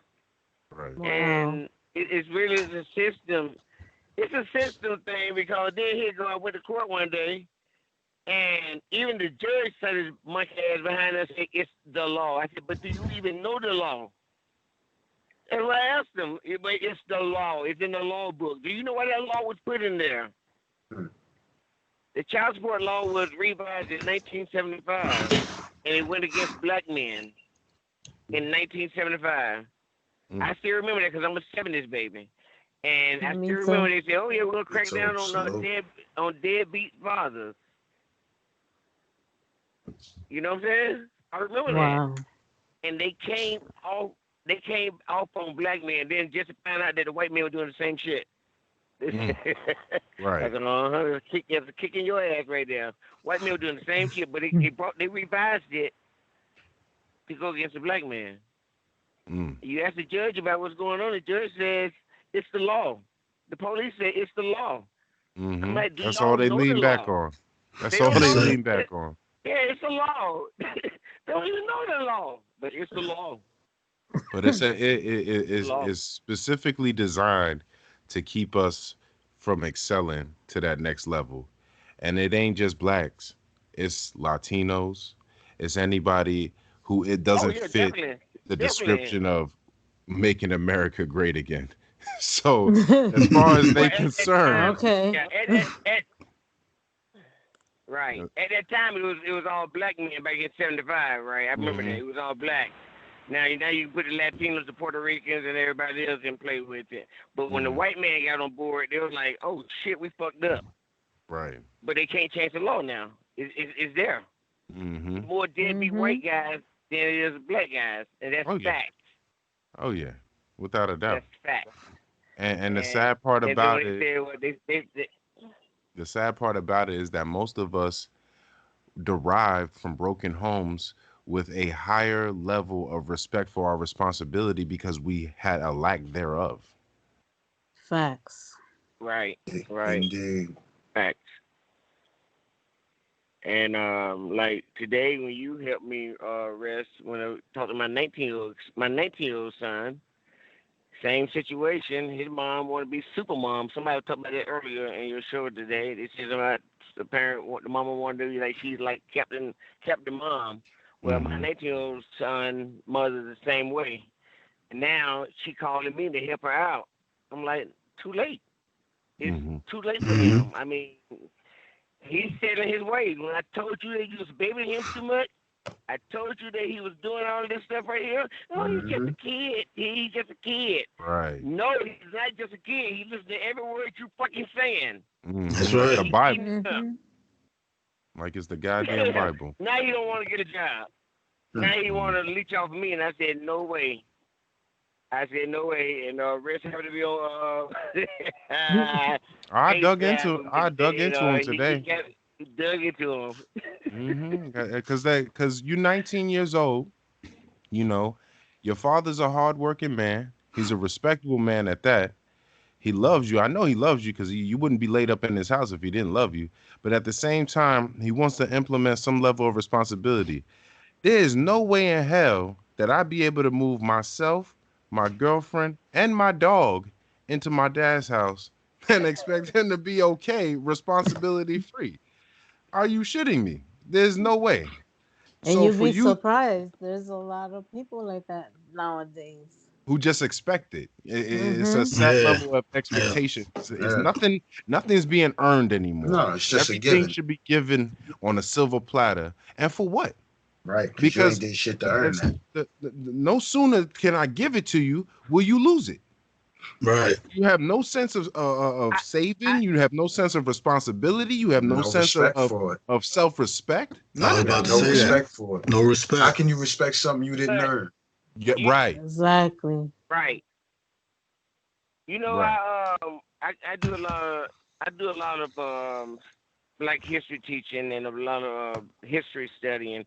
You know, back in the old days, if you want to say the Bible days or whatever you want to go back, you know, when the man left to go to war, he left to go to fight or he left to go and provide. He left the male child there with with the mother.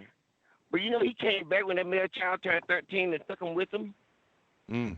The man came back because he said a woman cannot raise a male child past the age of 13 or 14. All that she can do is give him love. That's all she can give him. That's She it. can't give him no more than that. Mm-hmm. That's it. Mm-hmm. And My nobody's 19-year-old saying that's son- not my 19-year-old necessary. son is- right. That's an And my essential 19-year-old son part. is a prime example of that today.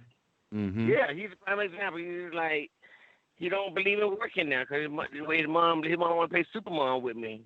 Same thing James' mama trying to do right now, trying to play supermom. I'm like, you can't do this. I mean, you can do it, but you're running him. Mm-hmm. Because And in the eventually they're long gonna run, have to he go gonna back hate on you their for own that. words, and they're gonna have to realize that he went from my baby to a nigga on the couch. Mm-hmm. Literally. Quoted Chris Tucker. Chris Tucker, 1992, said that on Def Jam. Mm-hmm. Mm-hmm. Yeah, you're right about that. You Yeah. damn right. He said, while you in school, you know you're a mama, baby. And once you graduate, you get that nigga on the couch. That's it. That's it. Brochures. Hey, don't go to the army. Hey, they were hiring. They hiring. And you don't want to get a job. You want to sit in the Don't house. wanna You want to get a eat job. all the food. You want to Right. leave every light on in the house. You want to leave your laundry on the floor. What? I mean, that worked out when you was 5, 6, 7, Oh, yeah. 8 years Not in my old. house. But now you grown as Oh, hell. man. You grown as You hell. couldn't leave no No, not in my clothes house on the either. floor. Not in my house Shit, either. nope. But That ain't these happening. kids today, Mother would these have whooped kids the brakes today, off your ass. shit. Mm-hmm. Yeah, these kids today don't know nothing These about kids nothing. They got no respect, no ain't no sense of nothing. responsibility, and really no sense of anything except for whatever nonsense or material shit they see on TV. Other than that, Yeah, and Nah, that has it ain't to, even and that has a TV. they lot ain't to even got do no with common sense. that has a lot to do with the law not letting us discipline our children nowadays. Mm-hmm. Mm-hmm. Yeah. Because if it was the same way when I was a child, Exactly. they would know what to do. Well, you Mm-hmm. know why that is.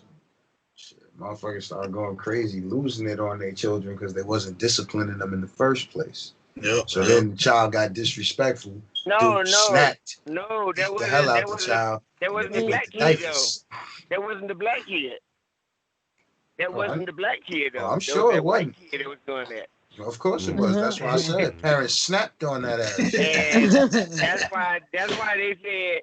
I still remember the late, like I said, it's a blessing being in the 70s, baby, because you saw everything. I still remember that white lady that went to court and said they need to stop whooping their kids. I still remember that. Word up. Mm-hmm. Yeah, because she went to court and said, because I'll be damned if my child is gonna snap at me and try to swing on me. I'm gripping your ass up, and you're gonna be put up on the wall. Right. Early. I've told my sons plenty of times. I said, no problem. You get out of line. I'ma straighten you out, and I'll That's call the it. cops. Yeah. And then when I bond myself out, I'm gonna fuck you up again. So we can play this merry-go-round of bullshit, but I can tell you right now, you're not gonna disrespect me. Word. Tell my son like my uncle used to tell us, like, look, you get out of line, shit, you're gonna fall out of consciousness. But when you wake up, we can discuss it. We ain't fuck with him at all. He ain't wrapped too tight. You know what? We ain't gonna put that. you know the law is tough when my mama used to beat us with racetracks And I told her to jump on my grandson, her grandkid. I said, get him. Oh, no, I can't touch it. I ain't going to go to jail. Hell no. Look at it. Was bold back in the day. My mother was never going to touch my child. She was like, nope. And I hope he give your ass everything you gave me. I was like, really? Scooped him up. I was chasing the little nigga one day. She gonna scoop him up, talking about, don't you touch my baby. I was like, yeah, that's how I be. That's grandma. Like, who is this woman? I be like, hold up, mom. When you call me smoke my first cigarette, you pick my ass up and slam me. Oh. And now you don't even want to spank my child for cursing. Right. Right here, hold me back and tell me I'm going too far. Right. Your child do something in front of your parents, they look at you like, shit, that's your fault. Yeah. Yeah. And you can't whoop no ass in their house. They be like, oh, no, you ain't gonna touch that child. You ain't gonna touch my baby in my house. Like, that's my child. That don't matter. I'm all the way. And they'll blame you after they say it's cute. You ain't gonna tell your kid, your daddy touch you, call me. Yeah. Here's $100. Here's $20. Turn my son into a snitch now. Right. Oh shit. Yeah. But yeah, we're gonna get into a little bit more music here. We'll take a little break for a moment. But like I said, we got B Down, the producer here, Smooth Mass Beats, my co-host Karnage, Cashman, Miss Lena, aka Miss Knowledge, and yours truly, Rest 100. If you ain't already know, stay tuned. Be back with more Allies of the Throne Radio. Wow. We're about to give Smooth Ryan spot. For real. You know how to show up. We lit. We ignited. We got 30 more minutes, y'all. So y'all crazy. It's amazing. Trying to keep the life around here, Be down. Word. I know it's very cool, man. I really like it. Thank you. We appreciate it. It's like I told you, you woke up a sleeping giant. Yeah, he tried to get his podcast off the ground. I told him I help him out. Ain't no problem, man. I show love to everybody, man. I don't mind. No doubt. That's facts. I vouch for that. Yep. Yeah, these are people who've seen it firsthand. Trust me. You met me already, and I vouch. Yes, ma'am. How you doing? Hello. Hello.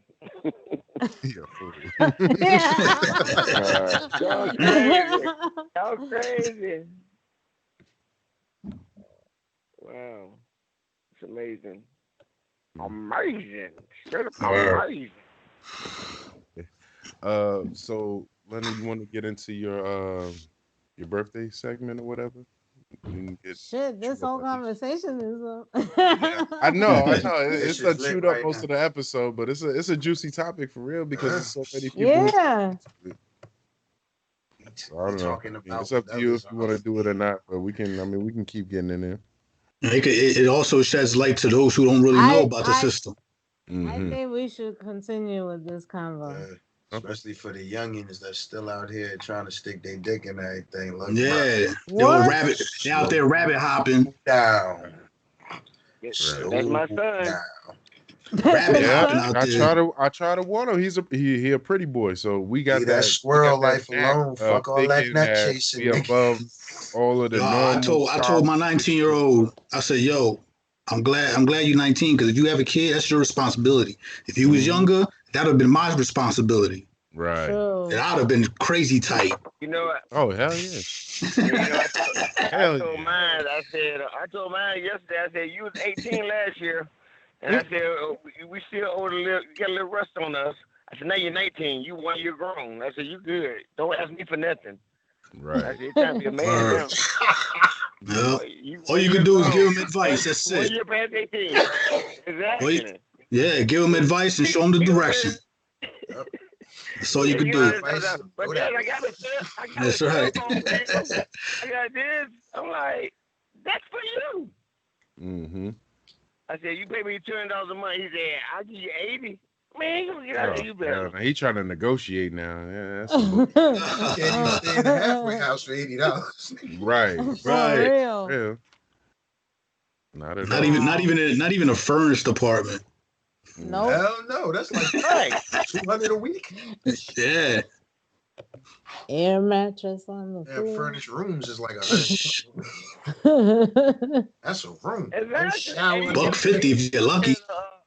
You can't go stay in a value place motel. That's $390 a week. That's Wow. motel with a kitchenette. Yeah, $390. Yeah, that's $1,200 a month. That's a week. Yeah. Right. Yeah. And once you get up in there, you trap. You trap for a year or two because you got to get a deposit, you got to get the rent. Oh, you gotta get that's the right. rent. Lock, stock, and barrel. That's You ain't right. going back out of that shit. Yeah. They make sure of that. Yeah. Like put You them there. cannot Put get out of that deal 50%. once you get there. Sign right here. Mm-hmm. Yep. They eager to sign you up. Right on the They X. don't have their money though. Yeah. They kicking your ass out on your ass. You be sitting there just shelling out. Like, I'm give me gonna the stay key, for 1 nigga. year Damn. Right. Yeah, that's some crazy shit. That's the life Cashman live. For 2 years. Yeah, they don't know it till it happens. You learn the hard way. Right. Fuck that. I learned from every story my uncles and elders told me. Everything they fucked up, I said, nah, I ain't doing that. I saw my aunts. I saw my uncles. I seen it all.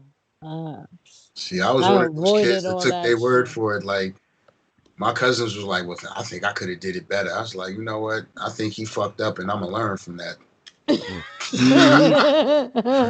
Like he said too. Right.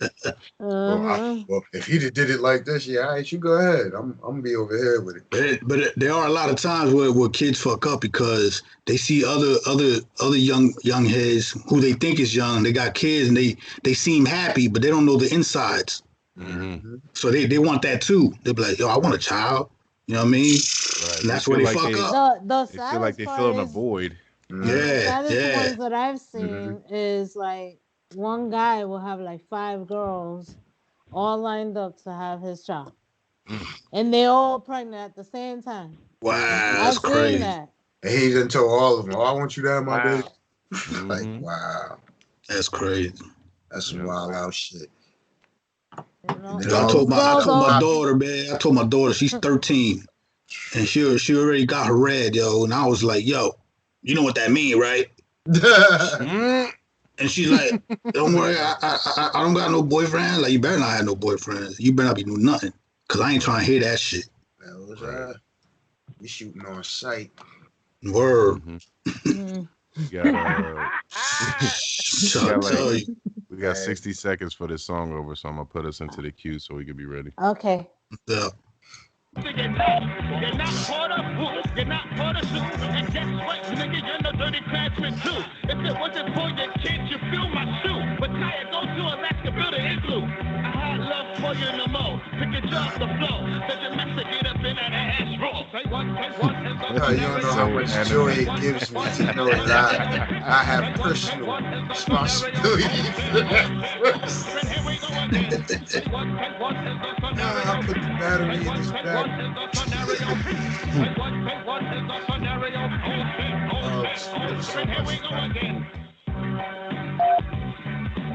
That's a classic song right there. Shout out to Buddha Monk, Dungeon Master, all the OGs. Salute, big love. Welcome back. This is Allies of the Throne Radio, Season 2, Episode 2. I'm your host, Rest100. If you ain't already know, with my co-host, Karnage, Cashman, Lena, a.k.a. Miss Knowledge. Our guest on the show right now, Smooth Mass Beats, and Beat Down the Producer. Welcome back. We are on the topic of fathers striving to be in their children's lives while dealing with bitter baby mamas, a lopsided court system, and the struggles of day-to-day lives, trying to maintain their head and still, raise productive citizens in this world. It's a pretty serious subject that we, are all experiencing, that is touching close to home for each and every one of us individually.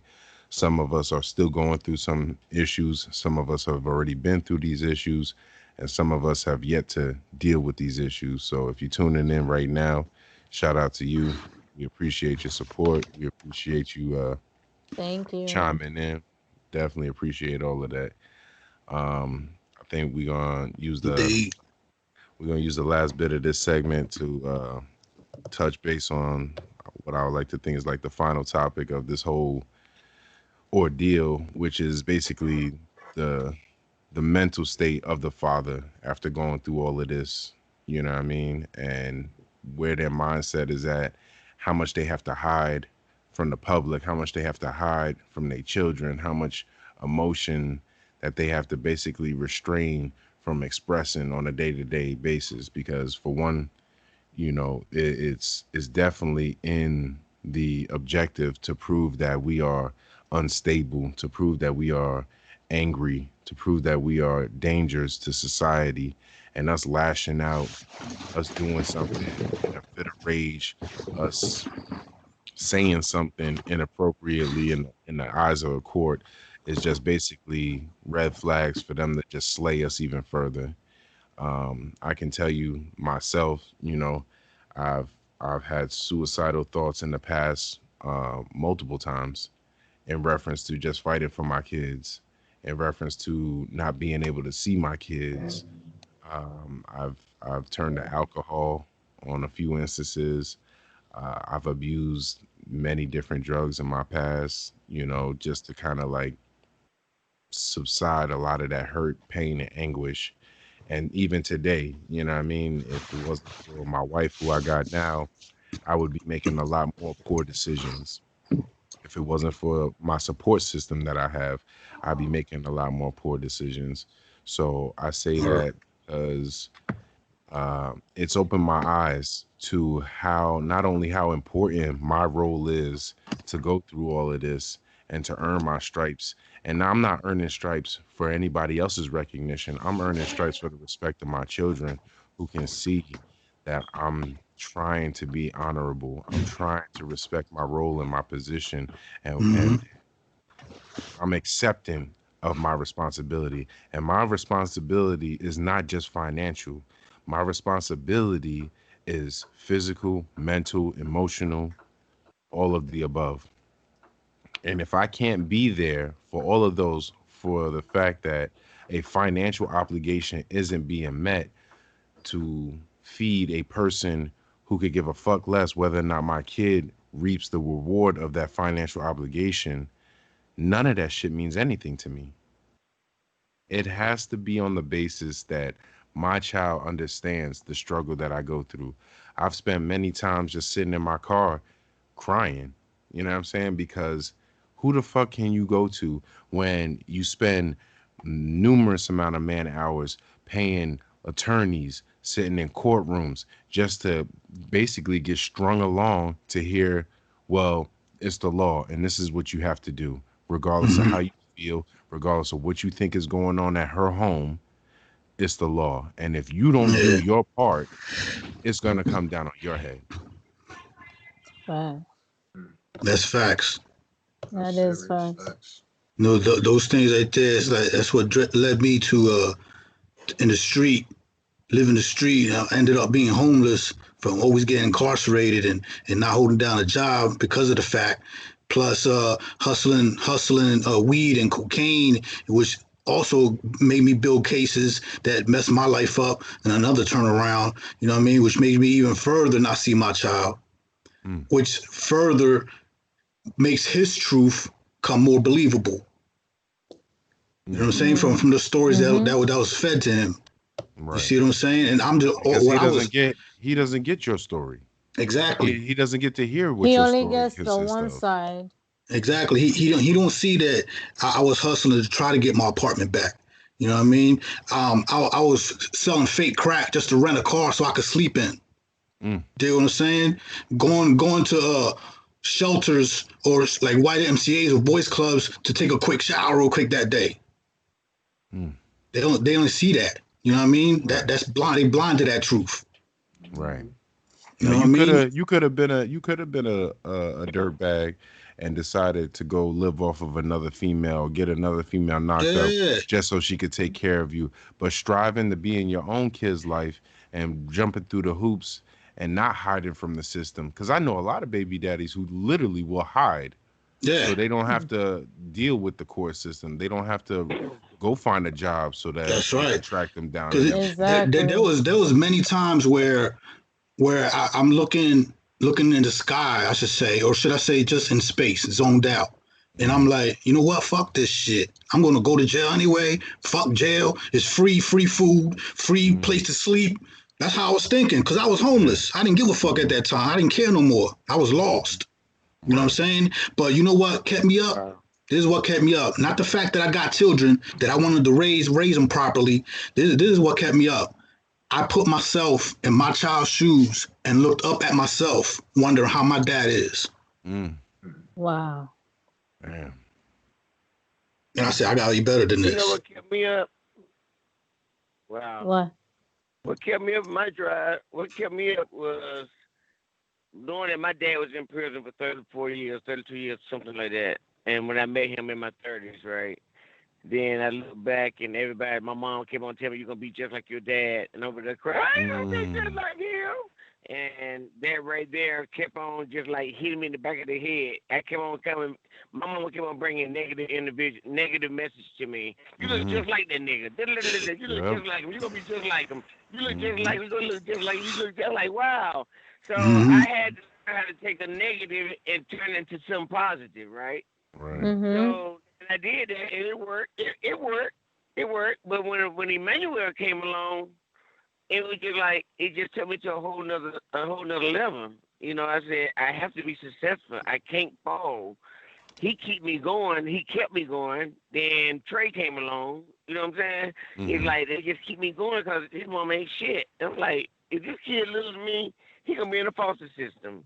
That keeps me going right there. It keeps me going. Wow. And I got all the video, the audio equipment and all of that, and he's into this. You know what I'm saying? Right. So He's now following he in got your like footsteps some type now. of a dream. Yeah, exactly. He got like a dream. He come in, Daddy, can I make a music? Can we make a record, Daddy? Can we make a record? Can we do this? And that right there make me feel good. It really does. It's a thing. They because inspire nobody gave you. me that. Yeah, they do, exactly. I got that on my own. I just said, I'm going to do it. Then all of a sudden, my kids came on, and I looked at them all the time. I said, thank you, Most High. I said, thank you. Thank you. Every time I look at him, I smile. Matter of fact, I looked at Emmanuel today. I said, damn, I'm a daddy. That kid 19 years old. And I said, damn, I'm a daddy. I don't know what made me say it. I walked in the room and looked at him. I said, damn, I'm a daddy. And walked out. I said, okay. It never gets old. As much as I talk about how much negatives I had to experience to become the positive parent that I am today, I don't regret any of them. My last vivid memory of my father was 3 years old, him packing his shit into the back of a taxi cab. And I remember sitting on the porch crying because he told me he wasn't going to come back. And I could tell by the tone of his voice, he was only saying it to hurt my mother, but he didn't realize how much it affected me as his son. Yeah. To later watch my mother become a drug addict and to fall victim of the crack era, and then sleeping at my grandmother's house, and then having like the grimiest of fucking family members who my grandmother, because she didn't want to take care of her grandchildren, not to say that that was her responsibility, but I don't know any fucking level-headed family member who would choose to call social services to take children away from their own family instead of developing an option to keep them around. Right. And then we getting fucking rallied up into the back of a fucking station wagon to leave with some social worker, and basically my mom having to go through a 12-step program, me being fucking in kindergarten, worrying about if my brother was going to get raped, whether we were going to get molested, whether we had a meal to eat, and then it was on and off. Foster care with our mom. Mom falls to drug addiction because of the struggle of being a single parent. back into foster care. From foster care back, that was the norm for us, you know? And it was all of that shit that I fear not to happen to my own children. Not for my own children to experience that. I cannot allow it. So because of that fear, I will continue to go through the court system. I will continue to sit here and fight this bitter ass woman who thinks she's getting over on me when ideally she's ruining her own self-image of what these children are going to respect and look back towards as far as who they're going to remember, who was doing right by them. Because when you use your child as a pawn, they will always remember that. You can tell them whatever story you want. You could tell them whatever, anything. To this day, I'm about to be 34 years old. And, you know, all I had was the little stories or whatever from my mom about my dad. I know my dad's still alive, but he decided to come back and try to redeem himself verbally in my life at 25, and he tried to throw all the blame. But I can't understand, I can't respect that, and I can't accept that as a man who's now in the same position of choosing whether or not to fight and stay in my kid's life or to just let the shit go, pay child support, and lose that level of stress in my life. I can't accept your excuse for not being there. I can't accept your excuse for allowing us to experience any of that bullshit. But I value it because I'll never be the same nigga that you was. That's right. I'll never turn my back on my kids. That's why I'll be telling my 19-year-old, because he's on that hopping house to house right now, chilling with friends and banging birds, and I'm like, look, let me tell you something. You can pursue your music and try to live your dream and whatever you want, but you don't want to go through what I've been through. Trust me. Mm-hmm. I've been there and did that. It was hell, and I don't want to go through that hell again. Right. Dude, you, it's like if you see me eating out the trash can, you're gonna feel some type of way. But guess what? I did that to survive. You know what I'm saying? Whatever somebody threw out in the trash, I'm in there. I took his leftovers just because I was fucking hungry. Right. I said, I don't want you going through that. It's no longer a pride thing at that point. It's a survival. Exactly. Survival instincts. Mm-hmm. Because there's things where that's what people don't understand. A lot of people don't understand. There's times you can be like, oh, that shit's disgusting. But when you're fucking hungry, it ain't disgusting no more. No, I guarantee you will munch that shit down. Oh yeah, you'll be imagining a five-star fucking dinner right in front of you. That's right. Sure. You fucking right. These are the things that the system has put on us as men. Yep. I mean, honestly, if you look deep into the character of most men, like especially the men that go through some of this, it's almost unimaginable that they would even be in this situation. Like, because even though I've seen it firsthand, I've been in the middle of situations where you got one pulling the child this way, one pulling the child that way, and me snatching it from both of them. Like, I've been in that situation. I've seen it all. It's just like, you know, well, how did you get here? Right. Like, this isn't even in his character. So you're looking at him like, well, how did you allow this to get to this point? And the saddest part is that the child never asked for any of this. Exactly. No. And that's what sometimes you got to tell them both. Like, you looking at them like, oh, she this and she ain't shit. Oh, that nigga that. I'm like, yeah, but in the midst of this, you got a child looking at both of you. But the child blames you. Because the way that the cards are stacked up is to limit your influence on the child. So the mother, the bitter mother, has most of the time. The bitter mother gets most of the advantage, and all she has to do is cater to whatever that kid may need, developing a selfish profile for this child that all it is gimme, gimme, gimme, and do for me. Because he's quote unquote, or he or she is quote unquote the baby. And when it's time for them to become the man or the woman, now you the bad guy. Now the person who should have been catering to this to give them that dose of reality instead of the shell shocker reality is now being looked at as the bad guy and the person who doesn't want to help, because you can't sit here and cater to an adult anymore. Catering to a child, catering to a preteen, all before this was gonna happen would have made a learning experiment for them. It would have been an experience that they could remember and grow forward from. But now the cards being stacked up against you, the limit of time, all of that plays a role, and you become utterly worthless in the eyes of the court system. That's because right. those are not essential. Because at this point it's about money. Money, right? And in most cases, they've come in between. In most cases, it's spite. They do it to spite you. Spite. You know, especially when sarcasm has a role. Oh, mom, can you get me this? I can't afford it, but I'll see what I can do because God knows your dad can't do it. Right. You know, shit like that. First words out their mouth. Right. God knows your dad can't do it, but in reality, your dad would have done it. Your dad would have made the sacrifice, but you never gave them that opportunity. You never gave them the opportunity to do it, but you already bashing them from the gate. Yeah, well, that's what they do because they already know they was never a provider. They eliminated the provider. Now the provider is a check that comes in the mail every month called welfare, whatever the fuck. That's right. That's what you traded in a partner for. Right. And I mean, some kids, they grow up and they see that, because guarantee you, most of these women that are having kids just for the bread, them kids ain't learning nothing. They don't know.